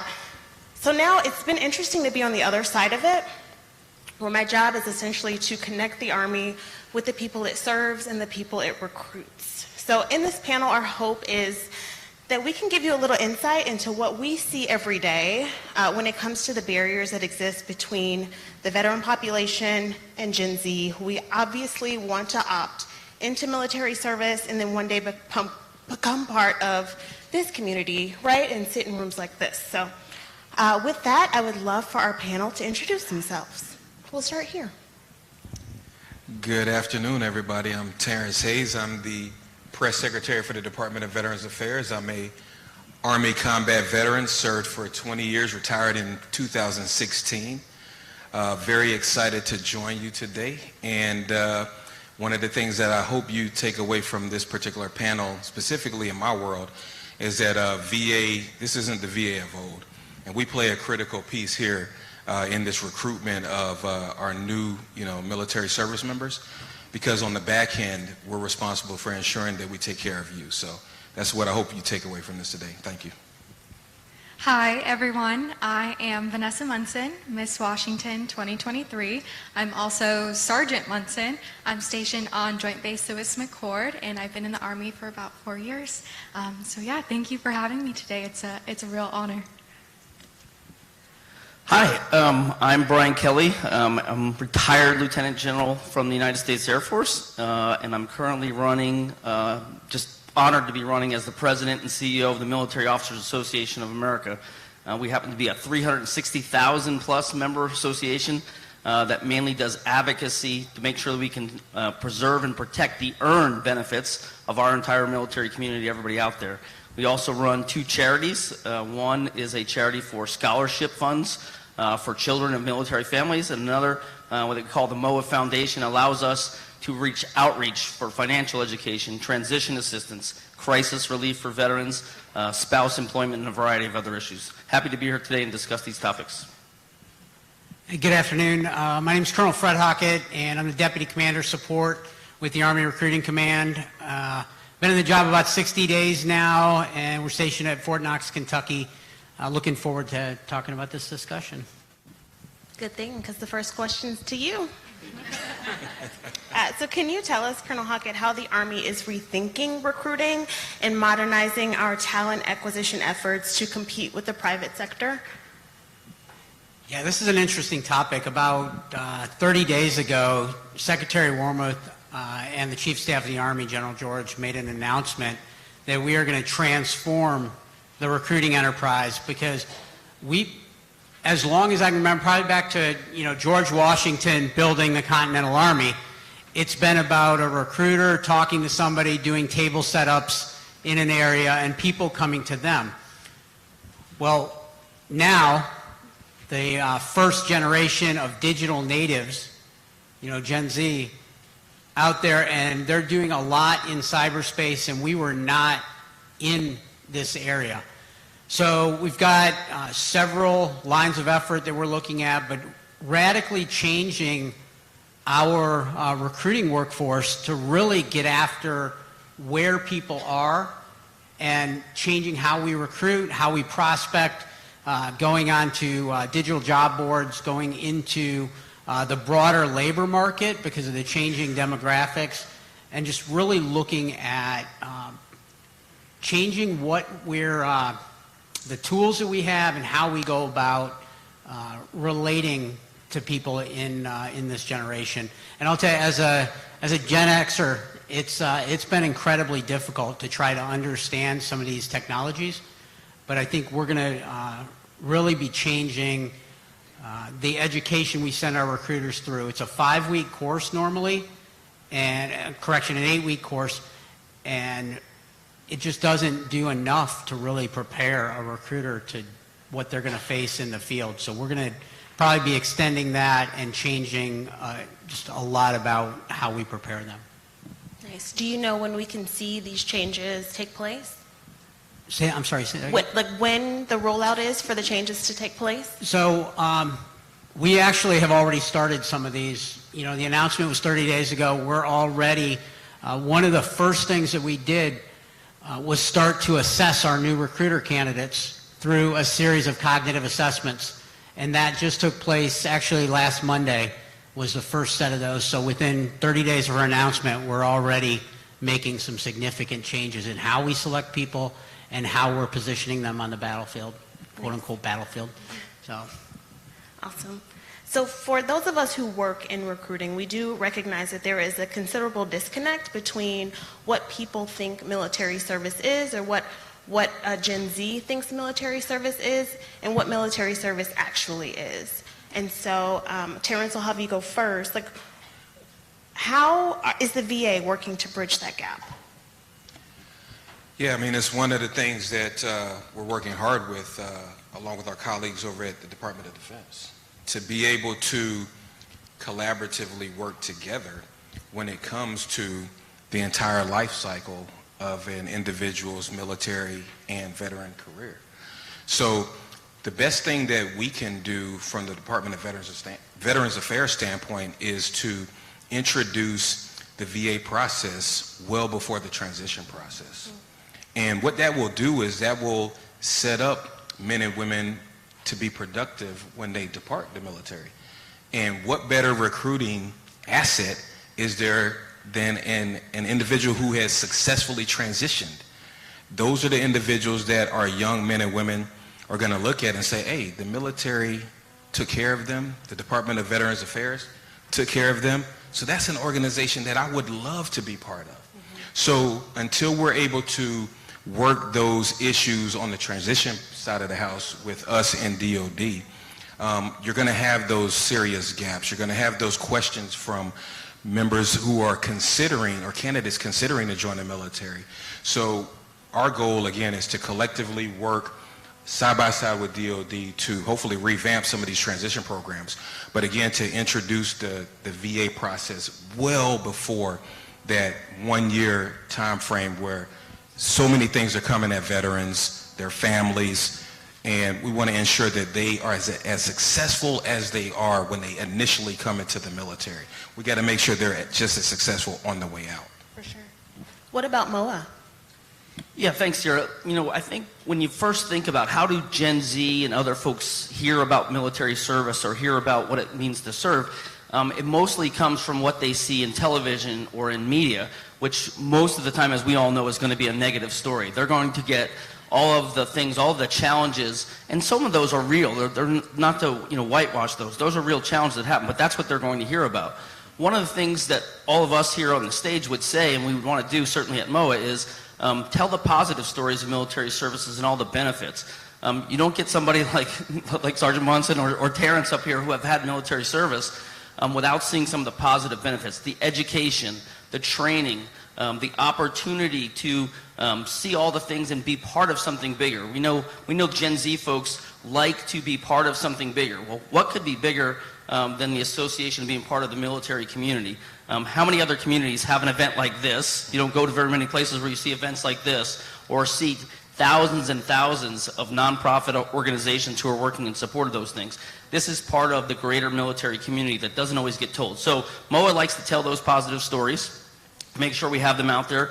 Like I said, we have 360,000 members, and we ask every one of them to be able to tell their story, tell it to another person, be a positive influencer in terms of those other folks. The other thing that MOA wants to do is we want to make sure the time that somebody has while they're serving, before they get to the transition that Terrence is talking about, that their quality of life and the way they were taken care of while they were serving and as they do their transition is really positive, so that they become a positive influencer. And when the next person they talk to, whether it's their brother or their sister, somebody, their friend, they become even more important than the recruiter story, because they're going to be the main influencer in that person's life. And if they can tell them a positive story, then MOA feels like the work that we do to make sure those things are positive, that they have earned benefits, and they feel the quality of time and the quality of life they had while they were serving is positive, then we think we can make a difference. Nice. So one thing I love hearing is, like, from Gen Z is why they joined the Army. And so I want to direct my next question to Sergeant Munson. Why did you join the Army? Well, I joined for education. Truthfully, I knew nothing of the military when I was graduating high school. And, I had this idea that my dad was going to pay for my education. Crazy enough, that wasn't the case. And so he said, hey, how about the Army? And I said, Dad, what are you talking about? But you know what? Truthfully, I don't think I would be the woman I am today without the Army. The Army is an opportunity. I get out of the military in March 1st, 2024. But I also graduate with my bachelor's that same month. So in a 4-year period, I was able to serve active duty and get my education. And that's an opportunity unlike any other. Very grateful for it. Nice. Who was able to answer some of the questions that you had about the Army? Like, did you just Google? Did you, immediately go talk to a recruiter? Like, what was that timeline like?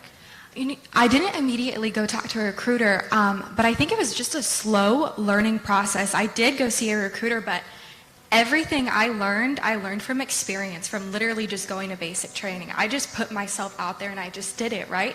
And I think that's something that Gen Z is very familiar with, is just putting themselves out there. So I like to think that I really just pioneered it, right? I don't know. Went for it. So now we want to hear from another Gen Zer who is currently serving. His name is Lieutenant Matthew Weiss. He is in the Marine Corps, and he wrote a book that I have been reading, and I know General Kelly's been reading it too. It's called We Don't Want You, Uncle Sam, Examining the Military Recruiting Crisis with Generation Z. And so we will hear from him now. Let's play the clip.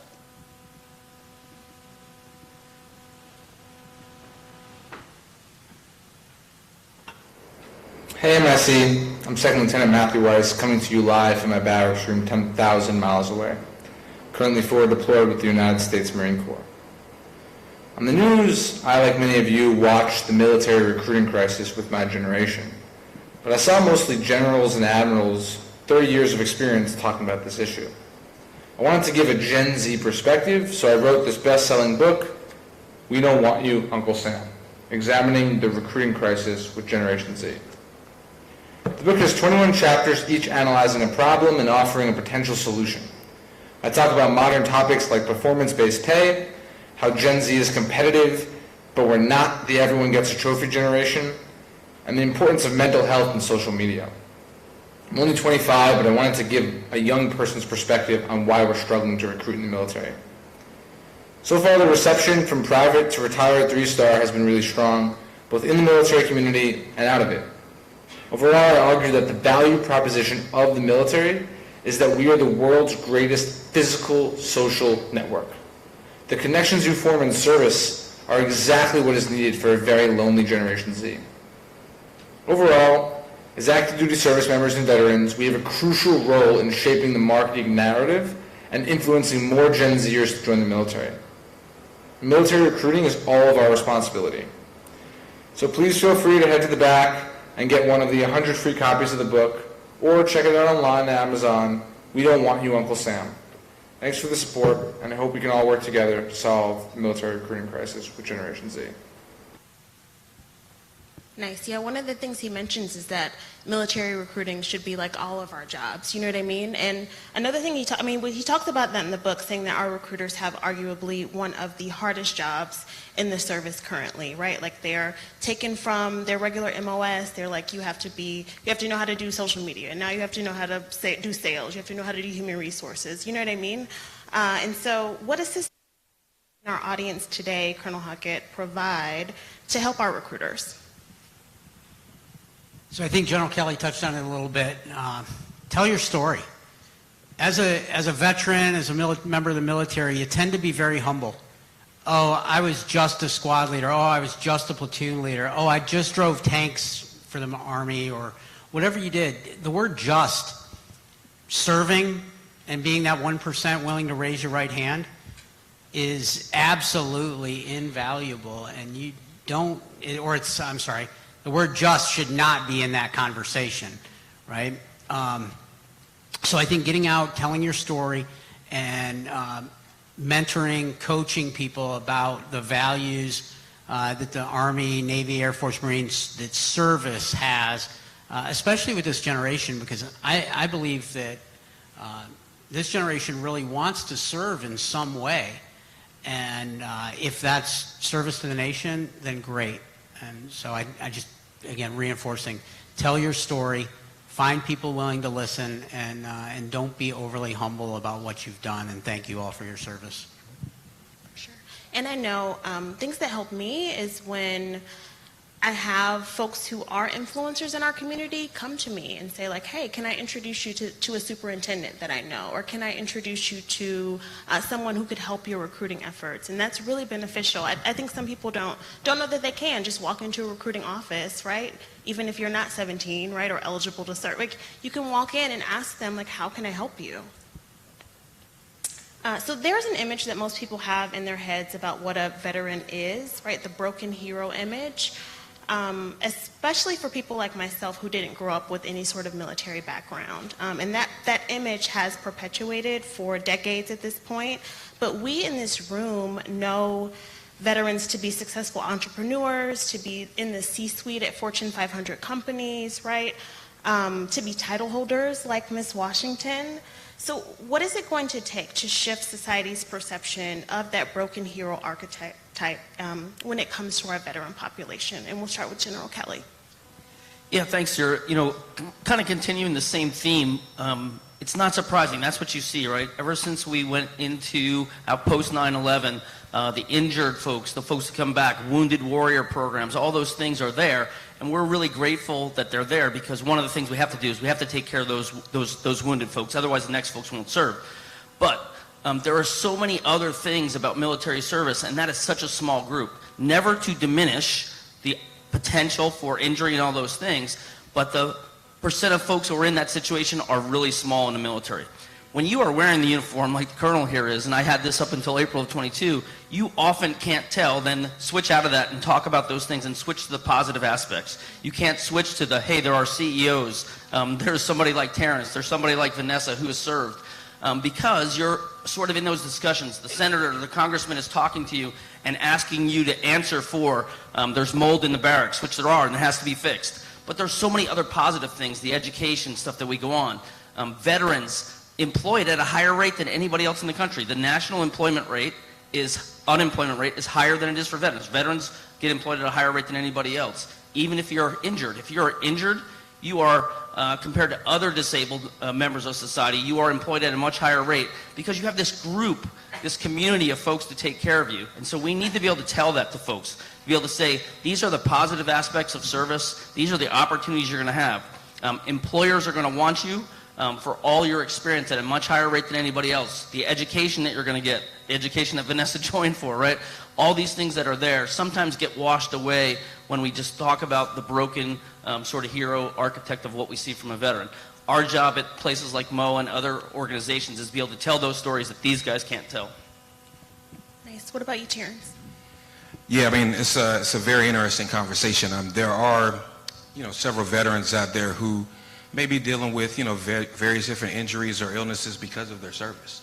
I'll be open and candid right now. I'm the press secretary for the Department of Veterans Affairs, but, and the secretary knows this from a conversation we've had, but I too am diagnosed with general anxiety disorder, but I'm not broken, and I tell this all the time in forums like this because I want other veterans who may be faced with some of those invisible wounds to know that they aren't broken as well, and that as long as they get the treatment, the care, and things that they need to be those productive individuals, we can change that narrative. The issue is that, after the, these long years, 2 decades of war, those are the images you do see. And there are some serious injuries out there to many of our veterans who have done some amazing things for this nation, and some have sacrificed it all. But again, to those who remain and are in this room right now, many of you are outstanding Americans, outstanding citizens, outstanding in your organizations, in your communities, in your neighborhoods. Those are the lasting images that we should be, really looking at. And actually, those are the stories, as the general just said, those are the stories that have to be told. If those stories are told, then we can change that narrative when it comes to one of a broken veteran. It could be one of a successful veteran, whether that's an entrepreneur, civic leader, volunteer, all those things. I think that's how you change that narrative. Nice. Thank you for sharing that. I'm going to toss it back to you now. How do we mobilize our Gen Z population who are currently serving, like Vanessa, once they transition out of service? Like, how do they help us in recruiting? Yeah, again, that's why it's vital. That's why I'm here, and that's why many of my VA colleagues are here, so we can educate every single individual who's here, these influencers, to help us get that word out of how VA is actually doing that, how VA is taking that proactive approach now in ensuring that our men and women who transition successfully, whether that's getting the health care that they need and many times require, or it's them getting those benefits that they've earned. If we can deliver on that promise, they can be one of the biggest assets to going out into the world and telling folks, hey, you know what, this military experience, it was amazing. I did suffer some challenges, whether it was physically or whatever the case may be, but when I came home or when I departed the military, the government, the VA, they took care of me. They take care of my family. And that's a success story. And that's an option, an available option now for younger individuals thinking about the military as a career, and even our older folks who want to raise their hands and want to join the military as well. So if we can do our duty, take care of our responsibilities at the VA on the back end, I think that's going to be the saving grace for these younger folks going out into the world and actually sharing those stories with folks who are considering the military as an option. Awesome. I see you jumping to add.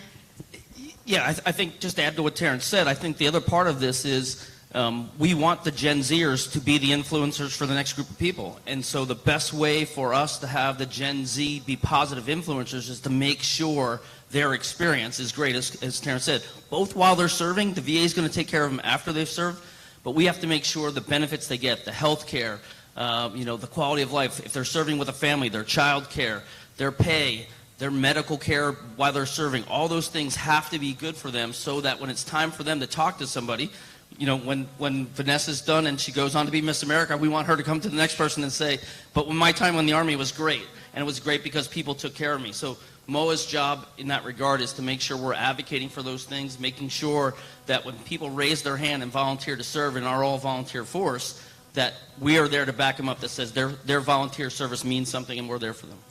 For sure. I will say that Vanessa has been an amazing advocate for our recruiting efforts, and she hasn't even transitioned out. So thank you. Thank you. It's fun.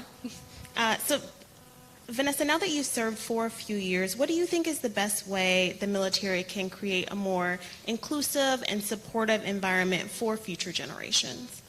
Well, I think in today's day and age, we share everything, and that's what Gen Z knows, is to share everything. And I think that the Army needs to share the Army experience as an opportunity rather than a job. I think there's this misunderstanding between Gen Z and the military, and this is such a positive experience. I've had nothing but a positive experience, and something they tell us in the Miss America organization is that we are brand ambassadors.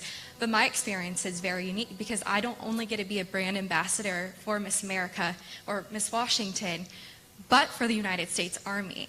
And that needs to be highlighted. That is marketable, and I think that's a great way to influence Gen Z and highlight those stories because soldiers can do more, they can be more, and I think that's kind of impressive, kind of cool. Yeah.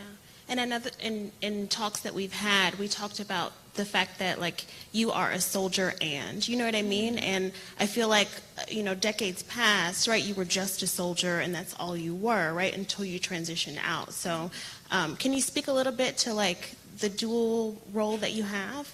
Well, you know, it's so funny. I get asked that question often, but the values of both organizations align perfectly. You need motivation, you need drive.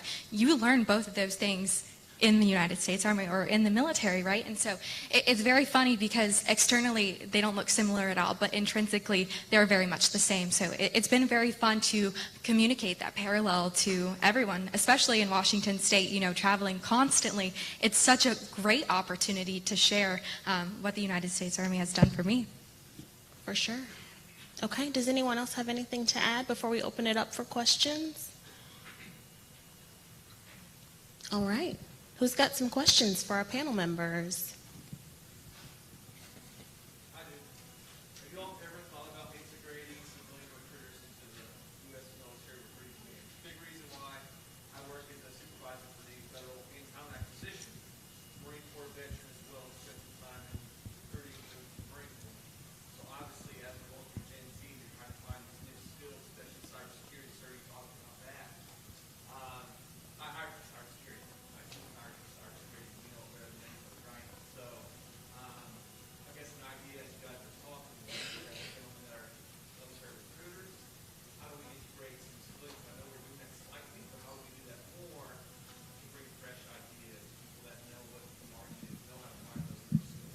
Yeah. What's your name, sir?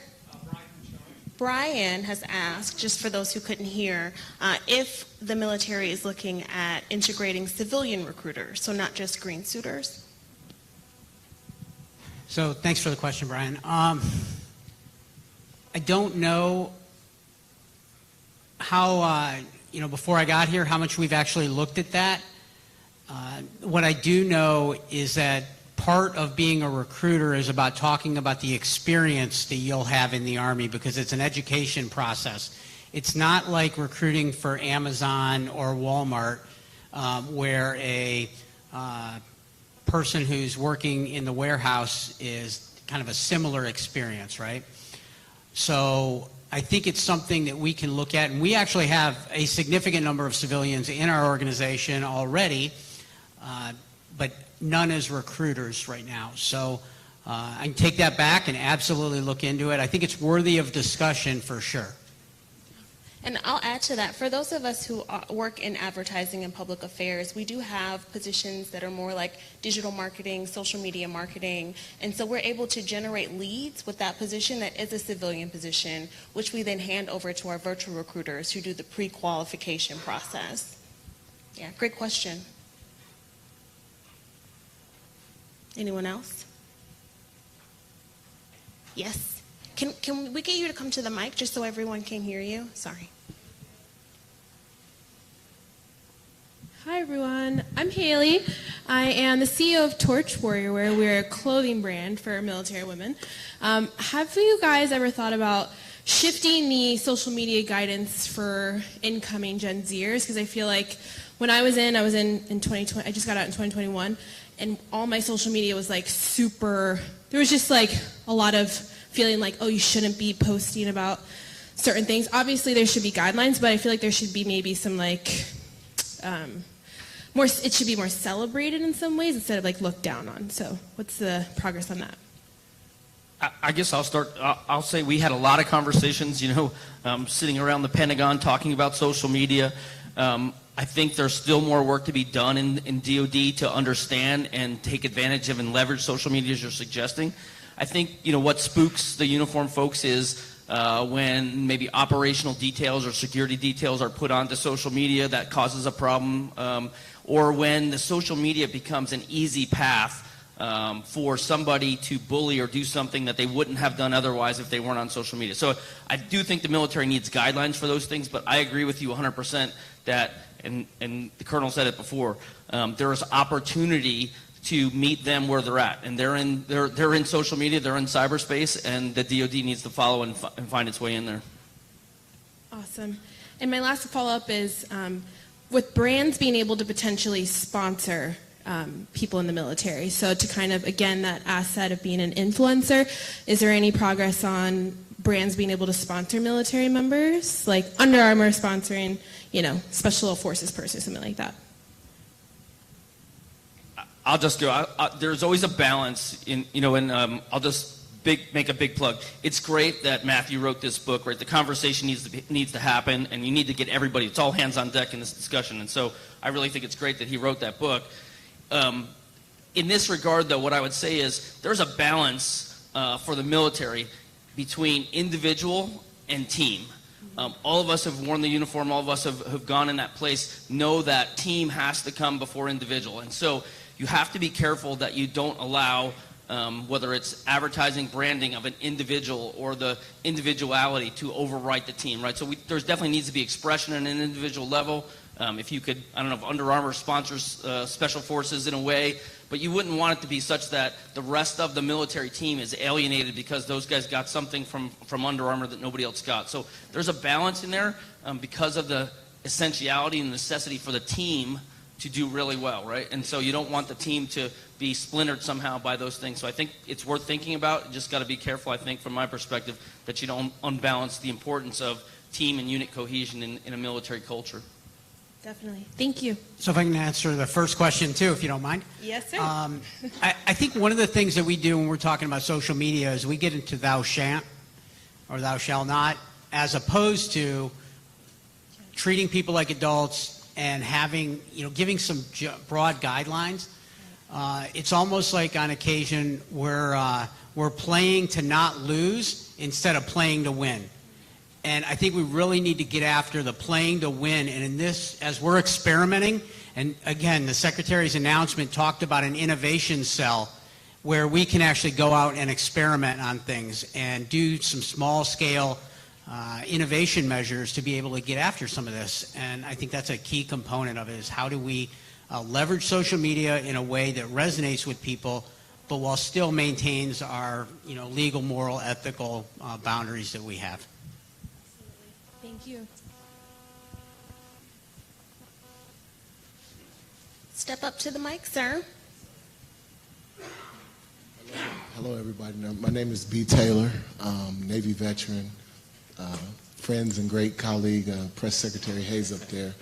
I just wanted to say one of the things is I would love to help you guys. I'm a former Navy guy, all Navy Team USA player, got my degree in the military, played in the NFL, and then they allowed me to sign in music where I was able to win Grammys and 6 number ones. And so I've had a unique situation, and I would love, I always have this discussion with the SecDev's office as well as the Secretary of VA, is when you guys are saying hitting Gen Z, I'm in music and entertainment and sports, and when you're in that, we hit all the kids. And so I would love to really work with you guys so that I can bring in the different artists that I work with and had number ones with, and the different athletes, because I've had a unique situation just as the sergeant. I was an ambassador for the Navy playing sports and had a unique situation. So I feel like if we can work together and I can work with you guys to bridge this, to bring these entertainers, bring the athletes, because I cut through the bureaucracy of the sports and entertainment by dealing directly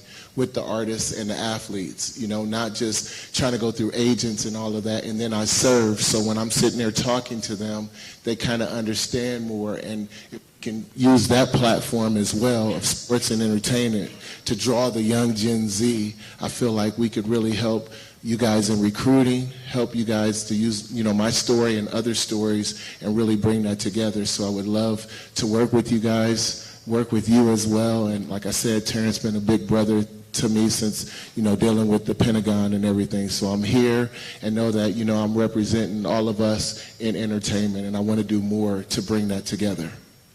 Awesome. I welcome any and all help. So let's chat, please. For sure. Thanks. For sure. And he's being pretty humble there, General. So he's very well known in the businesses that he's acknowledged. He is a Grammy Award winning writer, producer, singer. So he's definitely someone who I think we can leverage when it comes to the recruiting of these younger folks joining our force. And again, I think we should take advantage of using him as an asset with some of the partners that he collaborates with quite often. He didn't name drop, but he's name dropped to me, and he didn't just name drop. He's actually introduced me to some of these folks who really want to do some remarkable things for our military and for our veterans. So.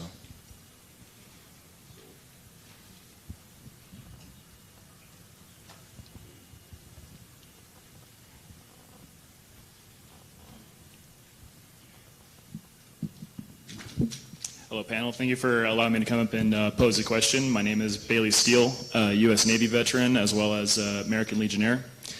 I would like to ask the panel, it was mentioned earlier that one of the objectives going forward is to cultivate Gen Z to become recruiters for future generations. My question is, what is being done to tap into the generation that is currently leaving the military and leveraging them to speak to the next generation on behalf of all the great things that the military can do for the country and for them? Yeah, I'll start up. For me, it's across generations, whether it's Gen Z, Gen X, millennials. I think the formula is very similar. The formula is make sure that the experience they have while they're serving and the way they're taken care of after they've served is second to none, so that in their experience, when they're getting ready to talk to somebody else, they're going to say to that person, I can highly recommend service to you. Here's what my story is. This was what happened to me. And as Terrence said, whether they have a service that is free of injury or anything else, and their education is what they want to talk about, and their travel and all those things we're going to talk about, or if they are, unfortunately, we're in the small percentage of folks who do come out with those things, they're well taken care of, as Terrence said. I think that's the goal, whether it's the current generation, Gen Z, or anybody. You want to do that same formula. You want to make sure their time and their experience is second to none, and they recommend service to the next group of people. And one of the things I'll also plug for the general here, because I know he won't do it, but I encourage folks, because I used to work for a veteran service organization. I encourage folks, who are currently serving now, and even our younger folks, to consider working alongside or working with or joining these fabulous veteran service organizations. They do a hell of a lot that you really don't see, but makes a huge impact. And we need voices like you. We need your voices, the younger generation's voices, to not only be heard on Capitol Hill, but to sustain these organizations, to protect the benefits and the care that we have. And if we don't have folks like you and others from other generations to look at these veteran service organizations as an option, we risk risk like losing some of these benefits and things on Capitol Hill. So again, this is critical. We need folks like you to be those advocates of the future. So that's one of the things that I'm huge on with educating our younger generation of veterans, younger generation of service members, of an option to look at MOA, look at VFW, look at DAV, look at the Legion as an option to help be that advocate moving forward. Thank you, Terrence, and thank you, Mr. Kelly. If it would be all right with you, could we connect offline after the meeting to perhaps discuss these things? Absolutely. Thank you, sir.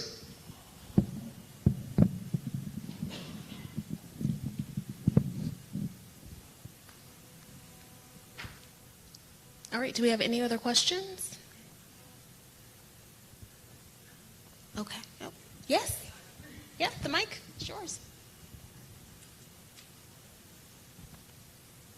Hi, so my name's Jenna Carlton. I'm a veteran content creator. And so one of my goals is to help get younger veterans into the veteran community, as a lot of them feel like they don't belong. They've only done one term. Minority veterans, women veterans, we always don't feel welcome in the space. So what's being done, and I really want to feel confident when recommending people to join the military and talk positively about my experience, but sometimes that's hard. So what could be done where people feel, or veterans, especially younger veterans, feel more welcome in this space? Yeah, I'll tell you from a VA perspective, that's one of the things that we're working hard on to ensure that all those demographic of veterans you just named, you know, young veterans, women veterans, veterans of color, LGBTQ plus veterans, veterans of various different religious backgrounds, that they feel welcome at the Department of Veterans Affairs. And we've been able to make huge strides in the last 2.5 years on that. But we're nowhere where we need to be. We're going to continue to do that. But we need to get your feedback. And that's what makes us operate better, because when we get your feedback, we can then tailor the VA experience to you instead of you tailoring your life to the VA experience. So again, I welcome this conversation. I welcome the conversation with other veterans who have that or have those ideas and they're willing to share that, or even those bad experiences from VA. Please hit us up, hit me up. You know, I literally take this information back and have these chats with the secretary. The general can tell you, he meets with the secretary. You know, getting that feedback, sitting down, telling Secretary McDonough if VA isn't doing something that they should be doing. We want to hear from you. That's the only way we're going to be better. That's the only way, again, that we're going to build on this bench of new people joining the world's greatest military. So we got to work together, and we have a big responsibility in that. Yeah, let me add a couple things, but let me start by, as Terrence said, for those who don't know, Secretary McDonough, and I don't think I've ever publicly given a politically appointed leader a big kudos before. His motto from day one was, my job is to fight like hell for veterans, and I've never seen anybody do that as well as Secretary McDonough has done it. Inside MOA, we're 22 to 102, literally. We have members who are 22 years old and members who are 102 years old. And we primarily were organized around geographic areas, and so some of our older veterans would ask us, how come we can't get the younger folks to join and come to our meetings? And we'd say, because you're having them at 12 o'clock on Wednesday, and they're all working, right? And so, right, or 10 o'clock, right? And so we started virtual chapters and putting affinity groups together, some of the affinity groups that Terrence mentioned, but so we have a women's group that meets virtually and together and combines their veterans issues and talks about their service and their stuff together. We have groups of lawyers who do it, JAGs, military JAGs who do it. But they found affinity groups and they found a virtual way to get together as opposed to just thinking geographically about veterans working together or veterans being accepted together. And so that's just something we do at MOA that I think has been pretty effective as well. Thank you.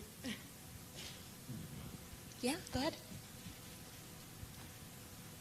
Thank you guys for all your wisdom up there. My name is Gabe Erickson. I'm with Warrior Transition Outdoors.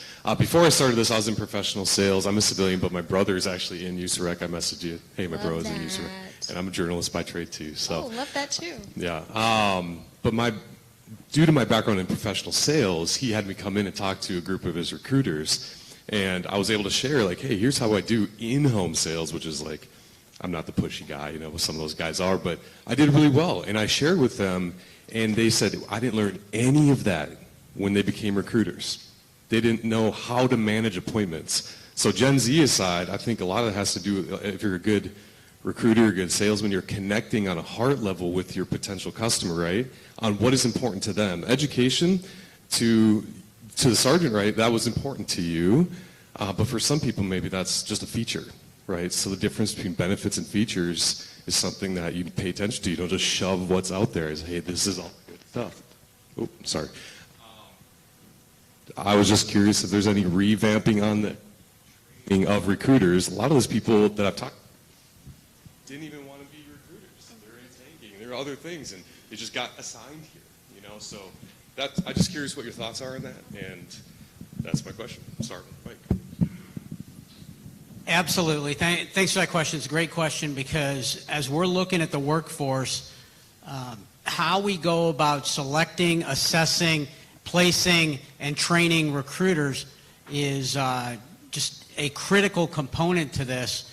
I liken it to marksmanship. If you've ever been on a range, they tell you don't focus on the target, focus on the front sight post. Well, the front sight post, to me, is culture in the organization. It's how we train our recruiters. It's not the number. The target is the number of people that we're bringing into the military and our end strength, right? So everything that gets us there is what we need to look at revamping. Our recruiter course, like I said, is about 8 weeks long, and we're actually going to be creating a specialized MOS and improving that specialized training. We just published our first doctrinal manual around social media recruiting, and so we're getting after that space and really trying to build up and move things forward. But it's tough, and it doesn't happen overnight. You know, to get back to Sierra's earlier question, we've started doing things, but this is a multi-year journey to get us where we need to be. And, you know, in this day and age where it's, what have you done for me lately? Why is this not done? You know, and everybody wants instant gratification. We recognize that this is a long-term strategy to really transform the entire enterprise, everything from marketing all the way through transition. Yeah, I hope that answers your question. And I also hope that, like, USAREC doesn't slap my hand for this, but we have our annual training conference that happens at the battalion level every year. And so if, you know, I'd love to connect with you and potentially, like, have you do that same training for our recruiters. Okay, I'm hearing a yes. I'm getting a thumbs up. Okay, lovely. Have a quick comment. I'm hearing about the VA piece. I've worked for the VA now since 2019, and our veterans get the best services. But what I think is missing is the care for the active duty. I also worked in Army hospitals on the GS side my entire career, and I think we could make it easier for our family members. Just one example is medication. Once upon a time, family members could get our medication in the mail for free. We can't do that anymore. Service members can, but family members can't. But our veterans, they can. So that's just one example. I have 1,000, but I think we could make it better for our active duty family members in healthcare, because we are already doing it for our veterans. It is an amazing facility that we have here in Las Vegas. Just things like private rooms. Every veteran gets one, but that's not necessarily the case in Army hospitals. So I want to say the VA is wonderful. I just wish that the active duty piece, when we're like in the thick of it and we're moving all the time and we're doing all these other things, it should be a lot easier for us. Yeah, I'll just say we at MOA agree, and so I'm going to ask her to raise her hand. Jen Gooddale sitting behind you. Raise your hand, Jen, real quick. And she has a counterpart named Karen Rudicelli, and Jen and Karen's job at MOA is to work on health care and family support and spousal support and all those kind of things.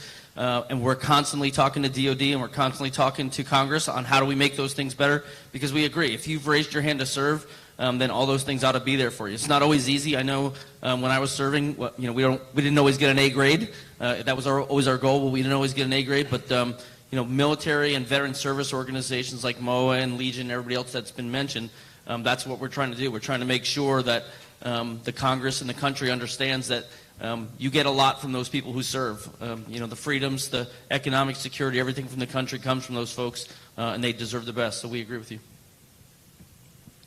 Absolutely. Okay, we are out of time. And so I want to thank my panel for having this very engaging and necessary conversation, and thank you all for your time.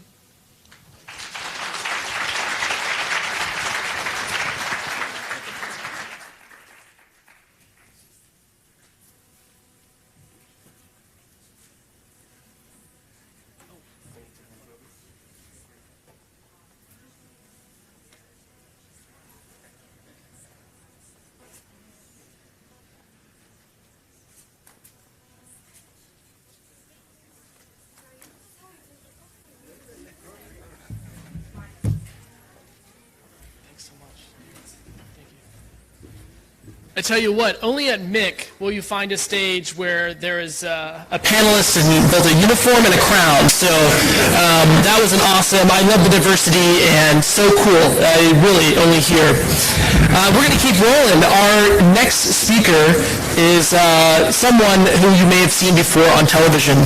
She is a former Miss USA, Army veteran, women's rights advocate, award-winning international speaker, coach, and entrepreneur. All of those hyphenates. Please welcome to the stage, Deshana Barber. Hello. I'm running. Okay. Hello, everybody. Thank you so much for this introduction. Las Vegas. It feels good to be here. I'm coming all the way from St. Louis, Missouri. Y'all been to St. Louis? Y'all lying. You really been to St. Louis? Oh, okay. All right. We're nearby. I go to Ruth Chris in St. Charles. Yes, yes, yes. It feels so amazing to be here. I want to start off by saying a huge thank you to Cortez Riggs for the opportunity for coming here. I feel so honored and blessed to be standing in a room filled with military personnel, individuals that have served, individuals that are veterans, military families, and even got myself to see a pageant queen in a crown on this stage. So that feels really, really, really incredible. I want to dive straight into today's speech because we are tight for time. So if I can get it up here on these screens, this speech is called 100 No's Before a Single Yes. Now, before I dive too deep, I want to talk about who is Deshana Barber. Well, I'm fabulous. We can start there. I am a 33-year-old full-time motivational speaker. I have a bachelor's degree in business management, a master's degree in computer information systems, and a certification from Cornell University in diversity and inclusion. I come from an all-military family. My father, mother, sister, and brother are all Army veterans. Round of applause for that. My dad was a drill sergeant and a ranger. You can imagine what that felt like living in that household. But I went on to follow their footsteps and went on in June 5th, 2016 to become the first soldier to win the prestigious title of Miss USA. Today is about overcoming adversity, which is something that I know very much about. I'm a survivor of child sexual abuse. And it is because of that trauma that I have gone on to become a human rights activist and to encourage men and women to stand up to injustice and be the voice for the voiceless. Round of applause for that. Today, we're talking about persistence, authenticity, and purpose. It is those three things that have gotten me to where I am today. It is the reason why I can stand on stage in front of amazing individuals like yourselves and talk about my story. Every single challenge I have faced has required these three elements. So let's dive right in. In 2009, I was a 19-year-old working a summer position at Target. I was the young lady in the red shirt and the khakis that folds everything back after y'all tear it up. That was my role. And I noticed a woman staring at me from across the way. She eventually makes her way closer and closer to me until she proceeds to ask me something that offended me deeply. She says, "Were you born in this country?" And I was immediately offended. I put my hands on my hip like this, and I rolled my neck like this. And I said, "Yes, I was born in this country." She says, "Do you have any kids?" I said, "No, ma'am." She said, "How old are you?" I said, 19 years old. She says, "Are you married?" I said, "No, ma'am. May I help you find something?" She says, "You are the most beautiful girl I have seen today." And I said, "Well, thank you. That is so sweet of you to say." And she goes on to say something to me that changes my life forever. She says, "You look like you could be the next Miss USA." And I laughed at her hysterically. I said, "Are you talking about Sandra Bullock, Miss Congeniality? You're talking about pageants? You think I should compete in pageants?" And she said, "Yes, Deshana, I think you should compete in pageants." I said, "No, ma'am, I'm in my second year of ROTC at the Virginia State University. In 2 years, I'm going to commission, go active duty, and follow the footsteps of my parents." She says, "Deshana, please meet me tomorrow at Starbucks right before your shift. I see something in you. I see something in you." And I must have been a pretty open-minded 19-year-old because I actually met this sociopath at Starbucks the very next day. and she brought this foot-tall stack of pageant books and proceeds to convince me to enter into my very first pageant. Now, before I talk about pageants, I want to know who has seen the Miss USA competition. Raise your hand.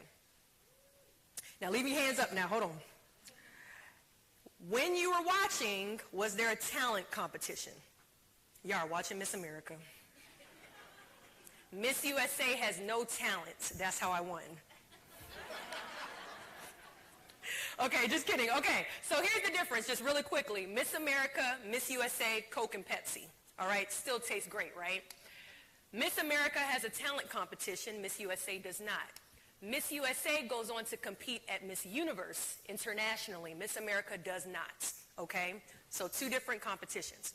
So when you all watch the Miss USA competition, you notice like there was a Miss Washington on stage, there's a Miss Nevada, Miss Georgia. All these individuals have won their state title. They have to go against between 15 and 250 individuals, right? Just to win the state title. And then they go on to compete at Miss USA, which you can only do once. Then they go on, if you win Miss USA, you compete at Miss Universe, which you can only do once. But you can do your state title as many times as it takes, okay? Well, up until you age out. So, I compete for my very first state competition, and I lose. I go back the second year, compete for the state competition, and I lose. Go back the third year, compete for the state competition, and lose. You can see why. You can see why. Go back the fourth year, compete for the state competition, and lose. Go back the fifth year, y'all. Compete for the state competition and lose. But guess what happens the sixth year? I lose. Lost terribly, actually. It's pretty epic. I called that lady on the phone 6 years after our Target conversation. And I said, you told me I could be the next Miss USA. I don't know what you saw in me at Target that day, but these judges are not seeing it. She says, Deshauna, keep going, keep going. I see something, I see something. I said, I don't know why I listen to this crazy lady. So then, in the summer of 2015, this amazing lady named Leslie Morton, who met me in Target that day, passes away from leukemia. And then, in the winter, December in specific, of 2015, I win Miss Washington, D.C., USA. And then, in June of 2016, I represent the District of Columbia, Washington, D.C., at the Miss USA competition. And then this happens. Miss USA 2016 is...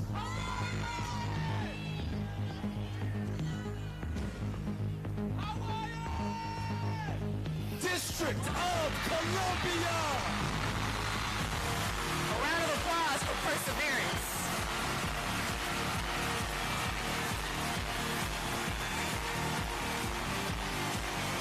I don't know how I beat her, but we don't got to talk about that. Can you imagine standing there with a lady that looks like that? Oh my gosh. What a blessing, right? Then I go on to compete at the Miss Universe competition and place top 9 amongst 86 countries in Manila, Philippines. Steve Harvey got it right that year. I know what I'm talking about.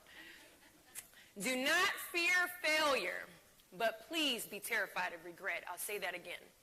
Do not fear failure, but please be terrified of regret, as giving up is the birth of regret. Each and every one of you have a dream, you have an ambition, you have a goal, you have all these things that you're interested in chasing. I'm here to tell you that there are going to be a lot of shut doors, there's going to be a lot of tall mountains, there's going to be a lot of hurdles that you are going to be required to climb and jump over. And it is your responsibility to your dreams and your ambitions to stay the course. I have a saying and it goes, there are lessons only failure can teach you. There is information that can only be gained through loss. There is knowledge you can only acquire through shut doors and adversity. Each and every one of you have to understand the power of perseverance and that we have to appreciate the climb instead of being so focused on the mountain's peak. We have to enjoy the race instead of being so focused on the finish line. The one great thing that I realize each and every year after competing for this title and losing and losing and losing and losing is that each and every year I became a better version of Deshauna. I started elevating as an individual, and each and every year I became more and more qualified for the dream that I was asking for the dream that I was chasing. Oftentimes, we don't like the process. We just want the outcome. But you can't learn anything if you do not take your time and enjoy the process of success, the road that it takes to get there. We can't microwave success. We can't put it in an air fryer. Put it in a crock pot. Okay? Next lesson. Authenticity is the glue and gravity to your dreams. For those that don't know, when you compete for these pageants, you have to deal with, the process itself. But after you get off stage and you lose, which I did a lot, I have the opportunity, like most contestants, to walk up to a judge and talk to the judge about what can I do to be better. And most judges will offer you feedback. I walked up to a particular judge that I looked up to. She was a former pageant girl, else she will remain nameless. I walked up to her and I said, "Hi, I don't know if you remember me. I'm contestant such and such. Can you give me some feedback, some advice, so that when I come back next year, I have some type of..."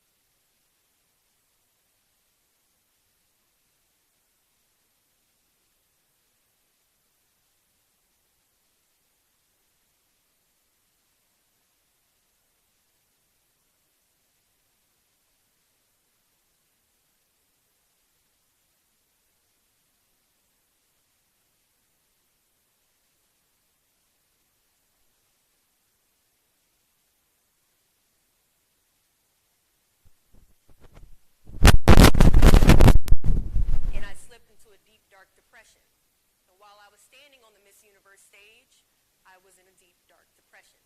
And I was dealing with suicidal ideations to the point where I had to be placed in psychiatric therapy to make sure that I was okay because I was grieving and I was drowning in my sorrow.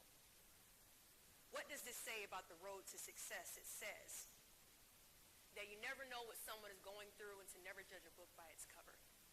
Each and every one of us are going through something. And it is our responsibility, even though we are chasing our dreams, it is our responsibility to recognize what is also incredibly important, and that's our purpose. After losing my mother, y'all see that cute baby right there? That's me. That's me right there. What I realized is that I had to repurpose my pain into advocacy. I had to repurpose it into service. I had to figure out a way to supplement the healing that I struggled to feel. So in some weird, indirect way, by healing others, I somehow was healing myself. And that's why I became president and CEO of Swan. One of my bigger regrets is the fact that I was so incredibly focused on winning Miss USA that I had lost sight.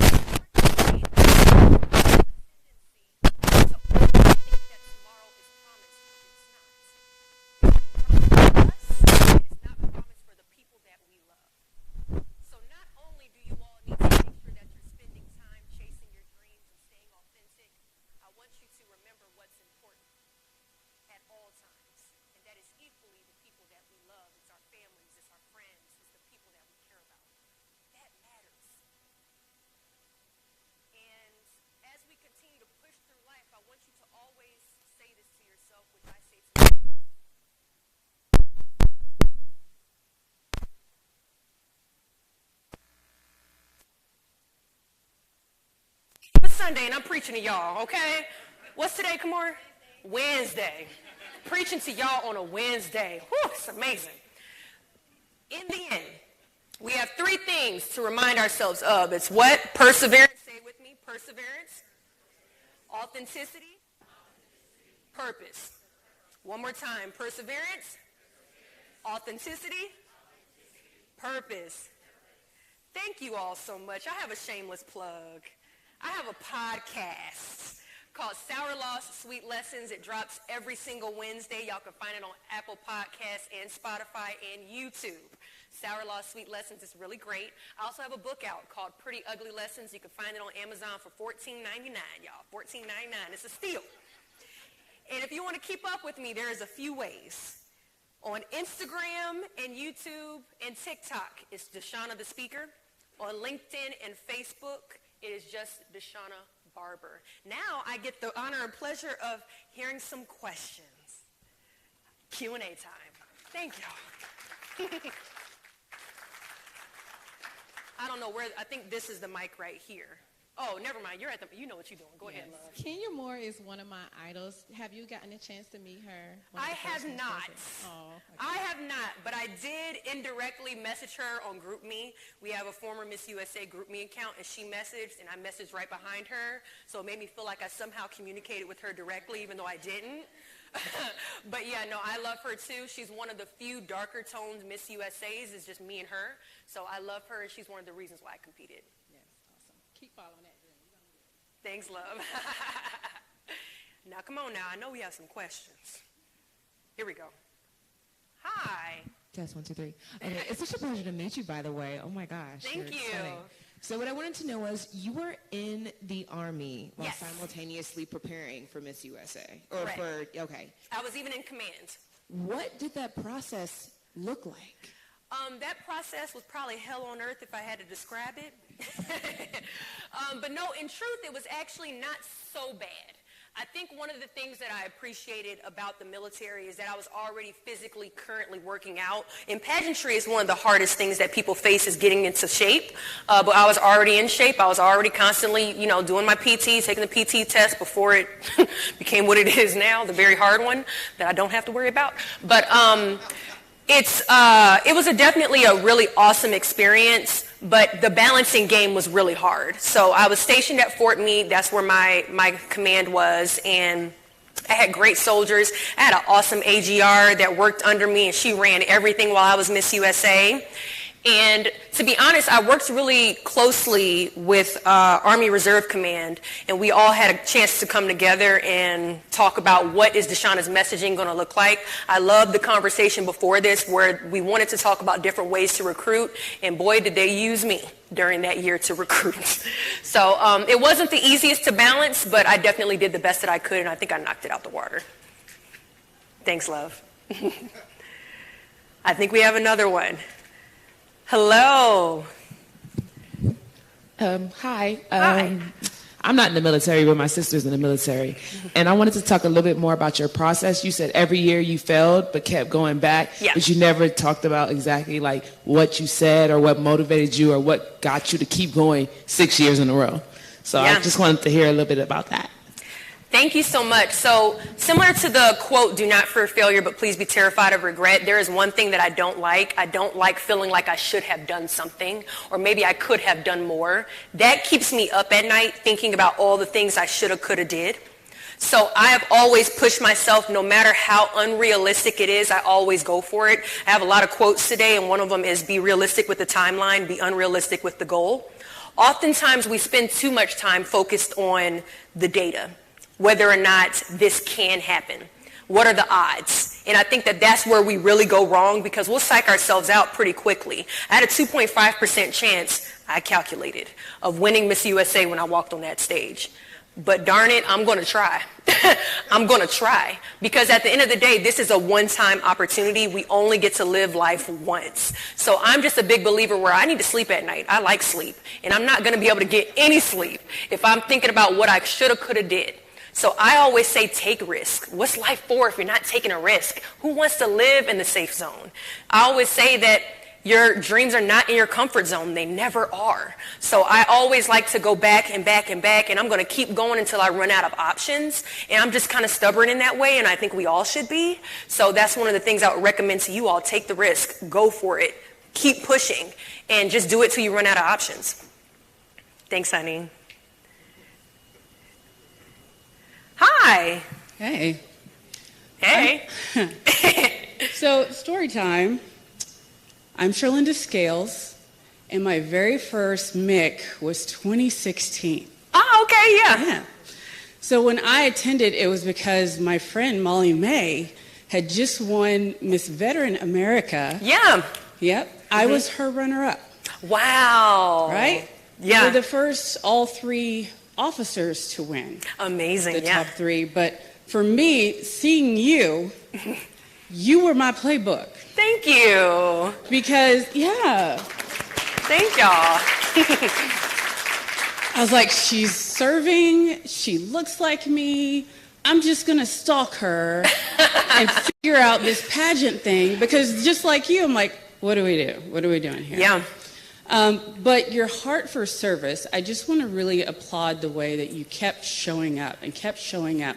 And what you can hear is all the times that you got knocked down, you're like, but there's something bigger than me that I'm here to do.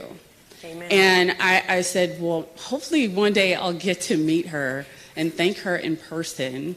And so I just wanted to say thank you for showing up.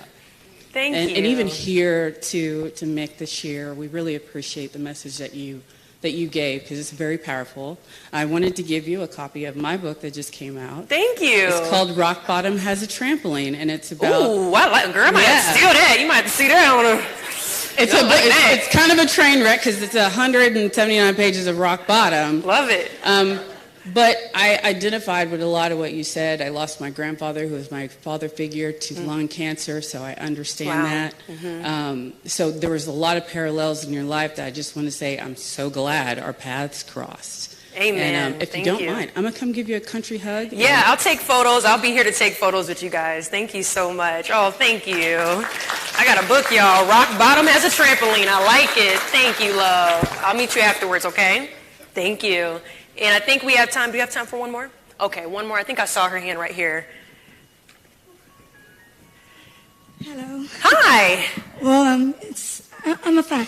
That's the first thing I want to say, and I hope you remember my name. My name is Jenilyn Pulling.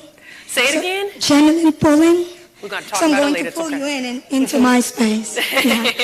Well, a little background on myself also. I'm a surviving spouse. I came from the Philippines and I moved to Japan, and I just got here 6 months ago. Wow. So bringing up the kids, bring up here, and in a way I lost my purpose. And I'm still rediscovering it. So what are the ways? Like, how do you handle that grief? How did you handle that loss? Were you able to be this now? You know, because I miss being empowered. Yeah. I miss empowering ladies. I used to be like that. Yeah. And I wanted to be like that again. And just give me those actionable, like, hey, some tips, 3 or something or more. Yeah. Why not? I'm willing to accept that. Thank you. Thank you for that question. I'm so sorry for your loss. So let me give you some actionable things. So I will tell you that the first few years were horrible. I think everyone understands after you've experienced grief and sorrow, it is just, you feel like you're drowning, and you're drowning constantly. I always tell people to not drown in your sorrow, keep swimming until you can find land to stand on. Woo! I'm taking y'all to church on a Wednesday. Y'all felt that? I felt that one in my spirit. Let me say it again. Okay, let me say it again. Don't drown in your sorrow. Keep swimming until you can find land to stand on. Here's how you do it. You push yourself to get better and better each day. Okay, I sat in the bed for 10 hours today. I'm going to make it 9 tomorrow and 8 the day after that. So you have to make sure that you applaud yourself for the small mini steps, because those matter. It's not going to be a I'm not okay today and I'm okay tomorrow. It's like I'm better today than I was yesterday. That's going to be your focus. And then you want to decide, what does legacy look like for your loved one and for your loss? My legacy for what I felt for my mom is that I feel like I did not do a good job at being a daughter in the process of the last 3 years when I was competing for Miss USA. I can honestly say that. I've stayed at many stages and they're like, no, don't say that. No, I really have to say that. And my goal and my purpose and my dream is to, if I can just get one person to let go of a grudge, get one person to make that phone call, get one person to give that hug, then I've done what I needed to do. So I think that you have to decide, what's the change maker in the legacy that you have for your loved ones. Mine is to make sure that we never spend tomorrow worrying about what we did yesterday, that we have this sense of hope. As long as there's air in our lungs, we can make change and we can become better human beings. Right? My goal as a speaker is to travel the world and inspire people to do just that, and to love on the people while they're here. So that's my goal. So you have to decide, what does that look like for you and for your lost loved one? And then you have to decide, what does better tomorrow look like than today? And then do that comparison and keep taking it one step forward. And know that it's always going to be hard, but that you're always going to be an impactor with the work that you're doing. But I know that when you lose someone, honey, as you know, especially if they were a great and loving individual, there's just no way you're not going to miss them. We have that. So anytime I cry and I think about my mom, I remind myself of, I wouldn't be crying if she wasn't amazing, if she didn't have that impact on my life. Those tears are a gift to them, because it's telling them that you really impacted me in a way that nobody can.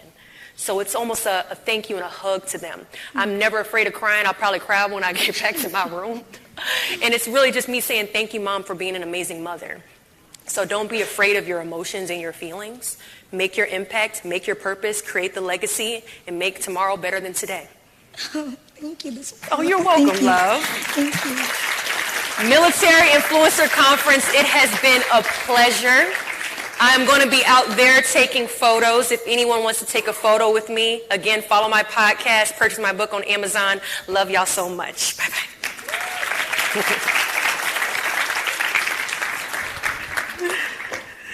Thank you. I hope I didn't go.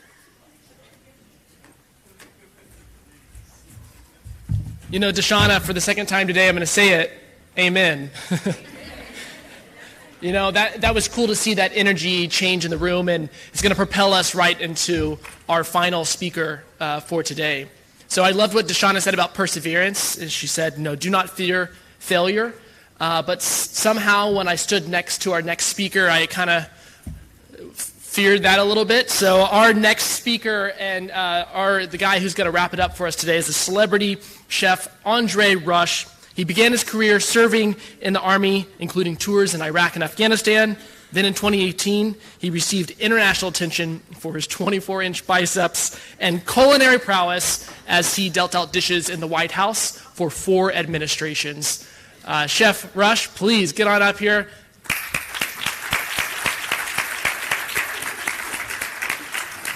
Thank you so much. Thank you, thank you, thank you. That's correction. That's 25-inch biceps.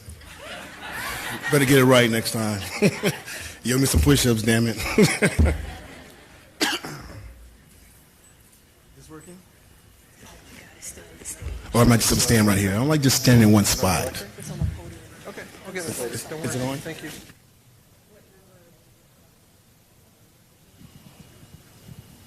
Doesn't matter. I can... Yes? Okay, here we go.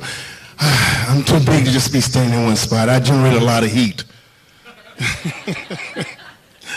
So first off, I'm going to have to tell you I have no idea what time zone I'm in. I've been in 3 countries and 8 states in the last 15 days, you know. So, but the one thing that is a absolutely must that I made happen was I had to be here with you guys. I'm really, when I say I mean that, not just be here, I want to be not just a normal speaker, which I do a lot, come in and say, hey, hi for 45 minutes, do a Q&A, and I'm back off on the jet. I wanted to get down and I want to talk. I want to get and be in the audience. I want to walk around and I want questions. All those hard questions that I never got to ask anyone and I had to figure out myself. And trust me, that was a long, hard figuring out. But I am honored and I'm proud to be here at the MIC at the MIC, and it is absolutely amazing. The speakers here are incredible. You see, we just here, she is everyone. It's such a knowledge-based atmosphere, organization that I'm just overwhelmed with it. Excuse me, I haven't had my chickens today. So, but I have to tell you, I'm up here, and I have my, actually speaking on Friday. But I wanted to get up here now because there's a couple things I really want to say. And I want to just say this not off the record, on the record. I'm representing the military. Do you know what branch of service I'm representing? Army? I am all. I'm joined forces. I love my Army. I'm from the Army. I love my devil dogs. I love my Air Force guys, you know, even though they're somewhere in the suites. I'm joking. My Navy. There's my Coasties, and even the Space Force. Oh, really? It's one. It's one out of a million. I'll take that. I'm just being courteous. But,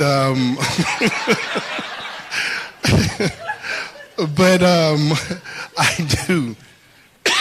I represent each and every last force because each and every last branch of service, I'm honored. I've with, and I would, and the truth of the matter is that I'm actually leaving here Friday to go to the NFL, Colorado, Air Force. I'll be with Michael Strahan doing all that. It's that good old rivalry. We have a rivalry, Army, Navy. I just talking about them getting ready to compete. But the truth of the matter is that we can have fun with it, but we all stand together. No matter what we do, how we go, we'll play around, but we protect each other everywhere, every time. And that's what's so humbling about this. I don't know if you guys know who I am or not. And trust me, you don't have to or anything of the sort. I mean, because I'm literally one of you guys. You know, besides working for 4 presidents, Joint Chiefs of Staff of Sarah's, having 25-inch biceps, doing 2,222 push-ups a day for suicide awareness. But you know what? I digress. No, seriously, it's been a very humbling experience. And I'll say that because I was listening to each and every person, from the Gen Zs to the perseverance to the failures. And I think about it and I reflect. And I feel blessed is the word I'll use, because I struggled a lot. I failed even more so. And you're also looking at a person with PTSD. This is what they look like. This is how they perform. This is how they act, communicate. If you know my social media, if you know anything that I do and how I do it, you'll see me having a lot of fun. You'll see me doing some cooking. You'll see me speaking. I'm one of the faces for USAA for Face to Fight, which I'm humbled about. Cancer Society, and so many more. I've stayed true to each and everything that I've always done every time I've done it. Being in the military, I was taught so many different things, and I had a different experience in the military working for the people I work for. I country boy, poor, yada yada, Mississippi, you got it.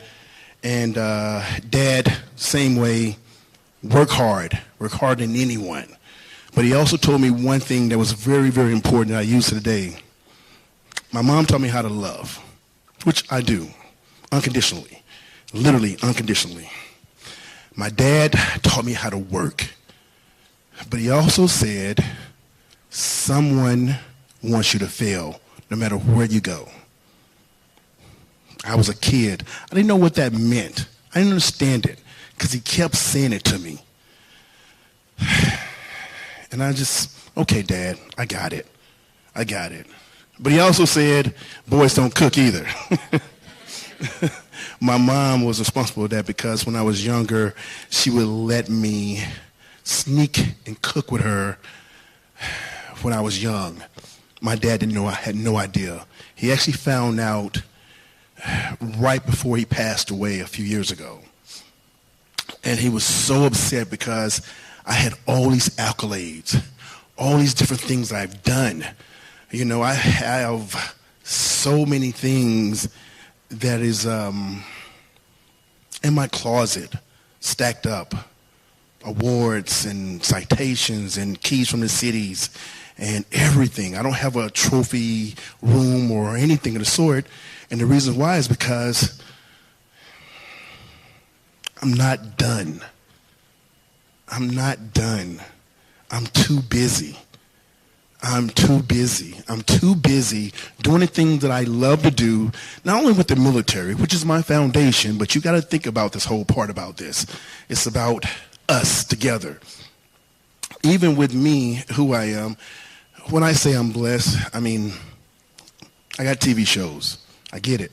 Gordon Ramsay was just on MasterChef. He produced my show. When I was in the military, when they used to have these competitions, they used to always come and say, Chef, you need to get on this competition. And I always said, no, I don't compete. The only person I'm competing with is myself. Now, I'm a culinary guy, so I competed all over the world. But at the same time, when it came to those things, I didn't. But what I always did was I would put my guys and have them compete. You know, Chopped or whatever it was and so forth. I never did. I need to give them that edge. My job was to lead, but also my job was to follow. I can be ambidextrous with that part, leading and follow and lead, which we sometimes have a problem with. No egos here, only humility, grateful attitude, and everything else that goes along with it. So when I started doing what I was doing, I'll be honest with you, I hated social media. So even though I was a presence on social media, I used it very minimalistic. Not smart, I know, and I also knew that. Being a logistician, being a strategist, having degrees and things and so forth, I knew I needed social media. But everybody also knew me, so I used it with them.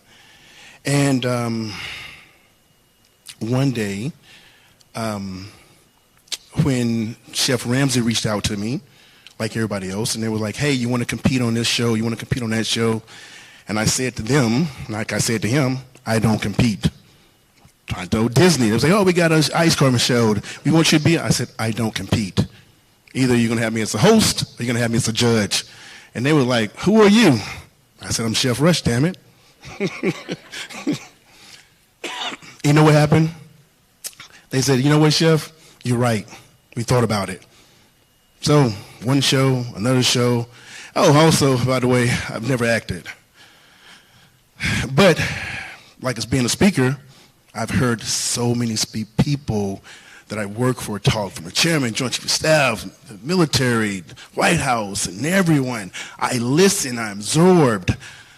As a young kid in the military, I had to be a chameleon. I had to be a fly on the wall. I had to be a snake in the ground. I had to adapt, evolve. I had to be a caterpillar that turned into a moth. I had to be all these different things without letting anybody know that I was. Because you get looked at and judged differently. Yes, we all judge each other. It's our nature. Not out loud in a bad way, but you're going to look at me and you'll say, oh my God, that guy has some big, beautiful arms. I know. And that's okay. I'm okay with that. You're laughing too loud. Whoever said that. But from that, years ago, brought me to who I am right now. It was a moment, one little quick second that you have sometimes. You know, I heard us talk about regret, something that you can say like, I cannot do it. So when I got on here, my first stage, in front of hundreds of people, and they said, speak, I had to speak. You only get one chance. When I say that, I mean it metaphorically, one chance to make that impact, to come up here and then do what you need to do. And even when I did my first show, they never knew I'd never done a show before. They thought it was part of who I am and who I was, my DNA. I'm a military guy. I served, and I still serve. All I talked about, even on my social media when I did have the opportunity, was military, military, military, military, military, mental health, bullying, suicide ideation, PTSD. And I'll be very honest with you, no one wants to hear that. No one wants to hear it. Because it was an associated stigma with it. When I started it, it was a stigma like, okay. It was heavy. That's the word, heavy. It's like, okay, here's my job. How do I make people notice me? How do I narrate to get inside each and every person? My demographics is, I'm a chef. I don't want chefs. I want everyone. So you never saw me cooking. That's the one thing I didn't do. I wanted military, I wanted fitness, I wanted men, I wanted women, I wanted kids, I wanted families, I wanted bullies. I wanted everyone. Everyone for everything. And they said, Chef, that won't work. You're all over the place. And I said, you're not a chef and you're not me. I don't care what you want, it's what I want. And if it does happen, I'm going to try. If it doesn't, at least I tried. If I got one, I'm okay with that. And when I did that, it worked very well. I had to be different. So when I say to you guys, each and every person here who's learning and listening to everybody on stage, like me, I'm supposed to be literally somewhere else right now for the next couple of days, and I talk to my agents and managers saying, Chef, we got this plan. If you're true to what you are and who you are, the monetary value is nothing compared to your heart, soul, and mind, and your cause behind it. They're not military. They wouldn't understand my struggles the same way I wouldn't understand theirs. But they have to know something, that if you're going to be representing me, you have to represent me completely, not sometimes. Otherwise, I'll represent myself, which I do. I see everybody talking about social media and how it goes and what they do and how they do it. I told you I kind of veered away from it. I loved it. It was a necessary love and hate. But, you know, about 6 months ago, I had something tragic happen in my life, which made me go and do social media a lot more. Unfortunately, my 11-year-old daughter and her 5- and 6-year-old brother passed from suicide. And by that time, I was talking to USAA right after, and it was like, how do you process this? I've been working my butt off with everyone. And I've been impactful, and don't get me wrong, I'm not humble with it. I'm not humble with it at all when I say I've helped millions of people, literally. I've done a lot of stuff, more so than I can possibly even show on social media at all. And I am thankful for that, and it's not about me flashing it everywhere to everyone. It's about it happening when they come to me and they say, thank you. Thank you for your service. Thank you for what you do. Thank you for your continued service. Thank you for being vulnerable. But also thank you for the laughs. I love the laughs. Humility, laughter, everybody is relatable. So when that happened, after a process, I stopped and said, I need to get more kids. I need to get more families. I need to be more impactful. Now, mind you, I was already extremely impactful. I just need to know how. So I thought about it, and like a strategist, what I do is I looked at all my social medias. I looked at this and that, algorithm, time, dates, places, countries. I looked at the lunar. I looked at everything. And then I attacked, like we all do. We strategize. You have to have a battle plan. And when I did that, like I'm a faith-based person, to each his own, but it's that thing when they say, when God gives you something, be ready for it. And so, for instance, I was on my YouTube, which I never was on for like 2 years. I had like maybe 20,000 followers. In the first 2 weeks, it was like at 1.5 million.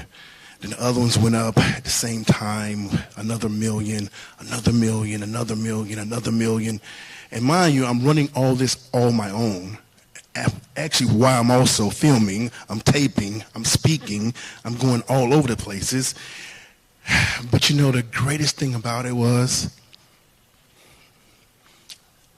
5 months later, 10 million more followers later, the demographics was between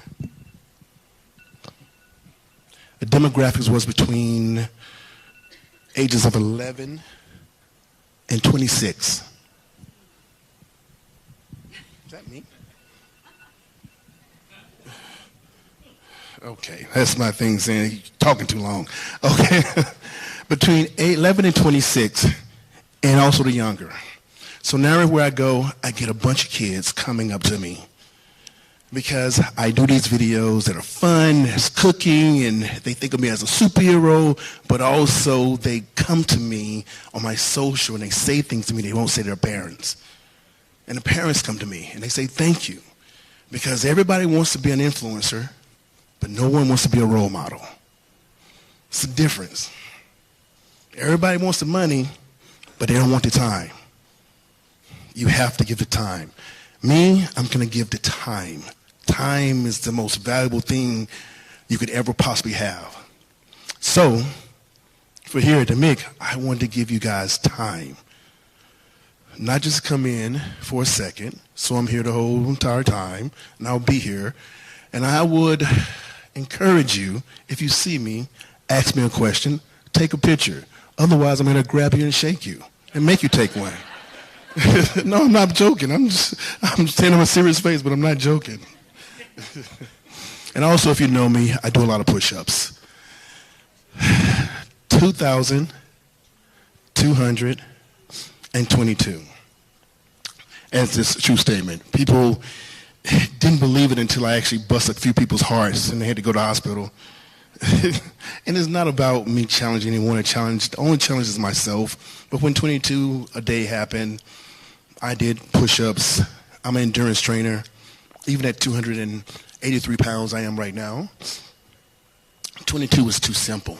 And it was only for 30 days. And then I did 222. That only took me a minute and a half. And I'm like, okay, I need more. I need more.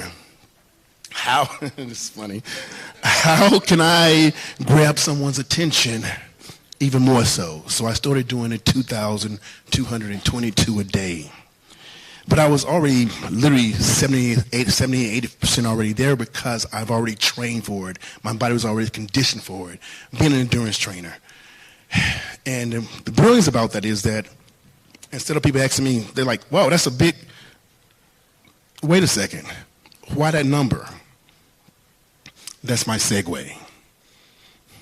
It's still my segue. It won't stop.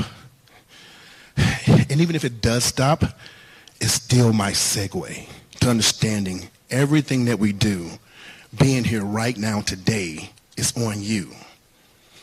I mean, everybody says the old cliche, I failed and failed and failed. This is my success. Being here, being able to talk to you humbly, gratefully, with humility and gratitude. And I appreciate it. Like I said, again, I'll be doing my talking on Friday, right before I get on the plane to go to NFL. But while I'm here, please take any and everything from me. And I'm not going to lie to you. I don't know who it's going to be, but some of you guys want to do some push-ups. What? You can do a couple right now. Who wants to do a couple push-ups right now? Okay, come on. Can we do push-ups? Is that okay? Let's do some push-ups. Well, you know what? I'm going to make it even easy for you. I'm just going to do one push-up with you guys. Come on up. I know the big guys. Please, guys, don't let no women come up here and just do push-ups.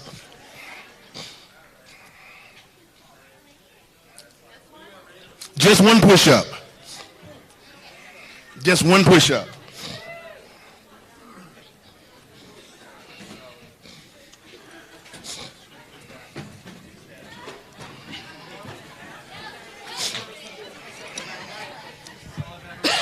You know what? This has made my day. I'm going to be very honest with you guys. We're going to do one push-up, and this is for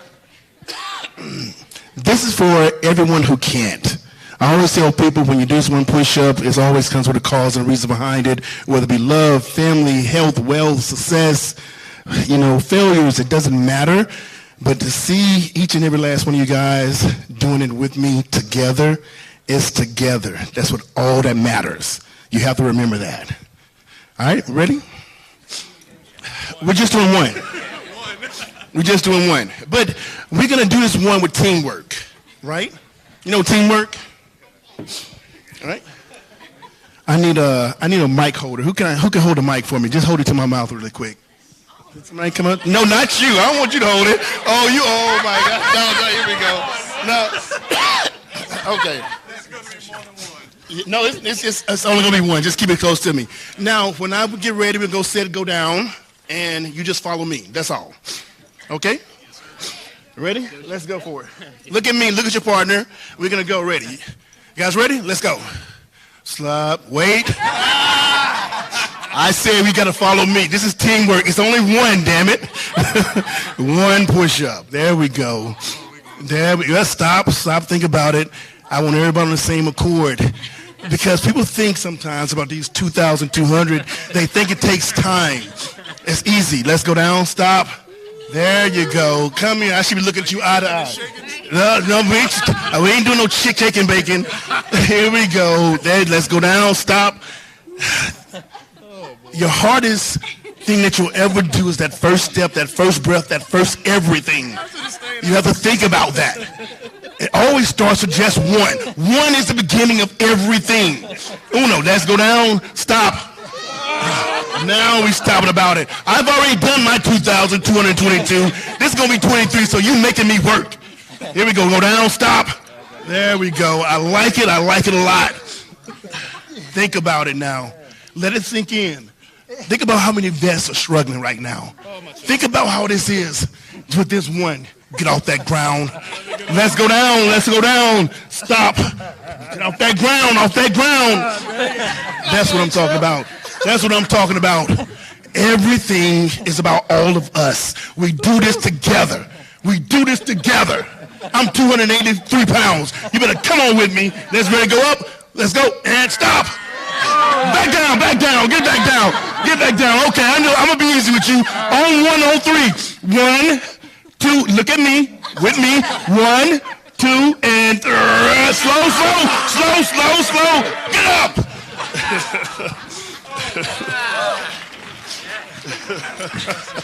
Thank you, guys. Absolutely amazing.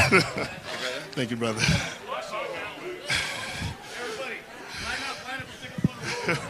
Wait, my left arm, my bigger arm. Sean, grab a flick real quick. Talk about 200 or 2,223, huh? What a way to end the general session. I think I broke a sweat. Thank you, guys. Blessings, always. Absolutely amazing. Can't wait to see you again. Chef Rush, thank you so much. Thank you to everyone who stayed through this entire amazing general session. It was a great day. I'm going to need to go take off my jacket right now, but you all should freshen up because at 7 p.m., see us at the Rose Rooftop for drinks on USAA. How's that, huh? Okay, thanks so much for coming.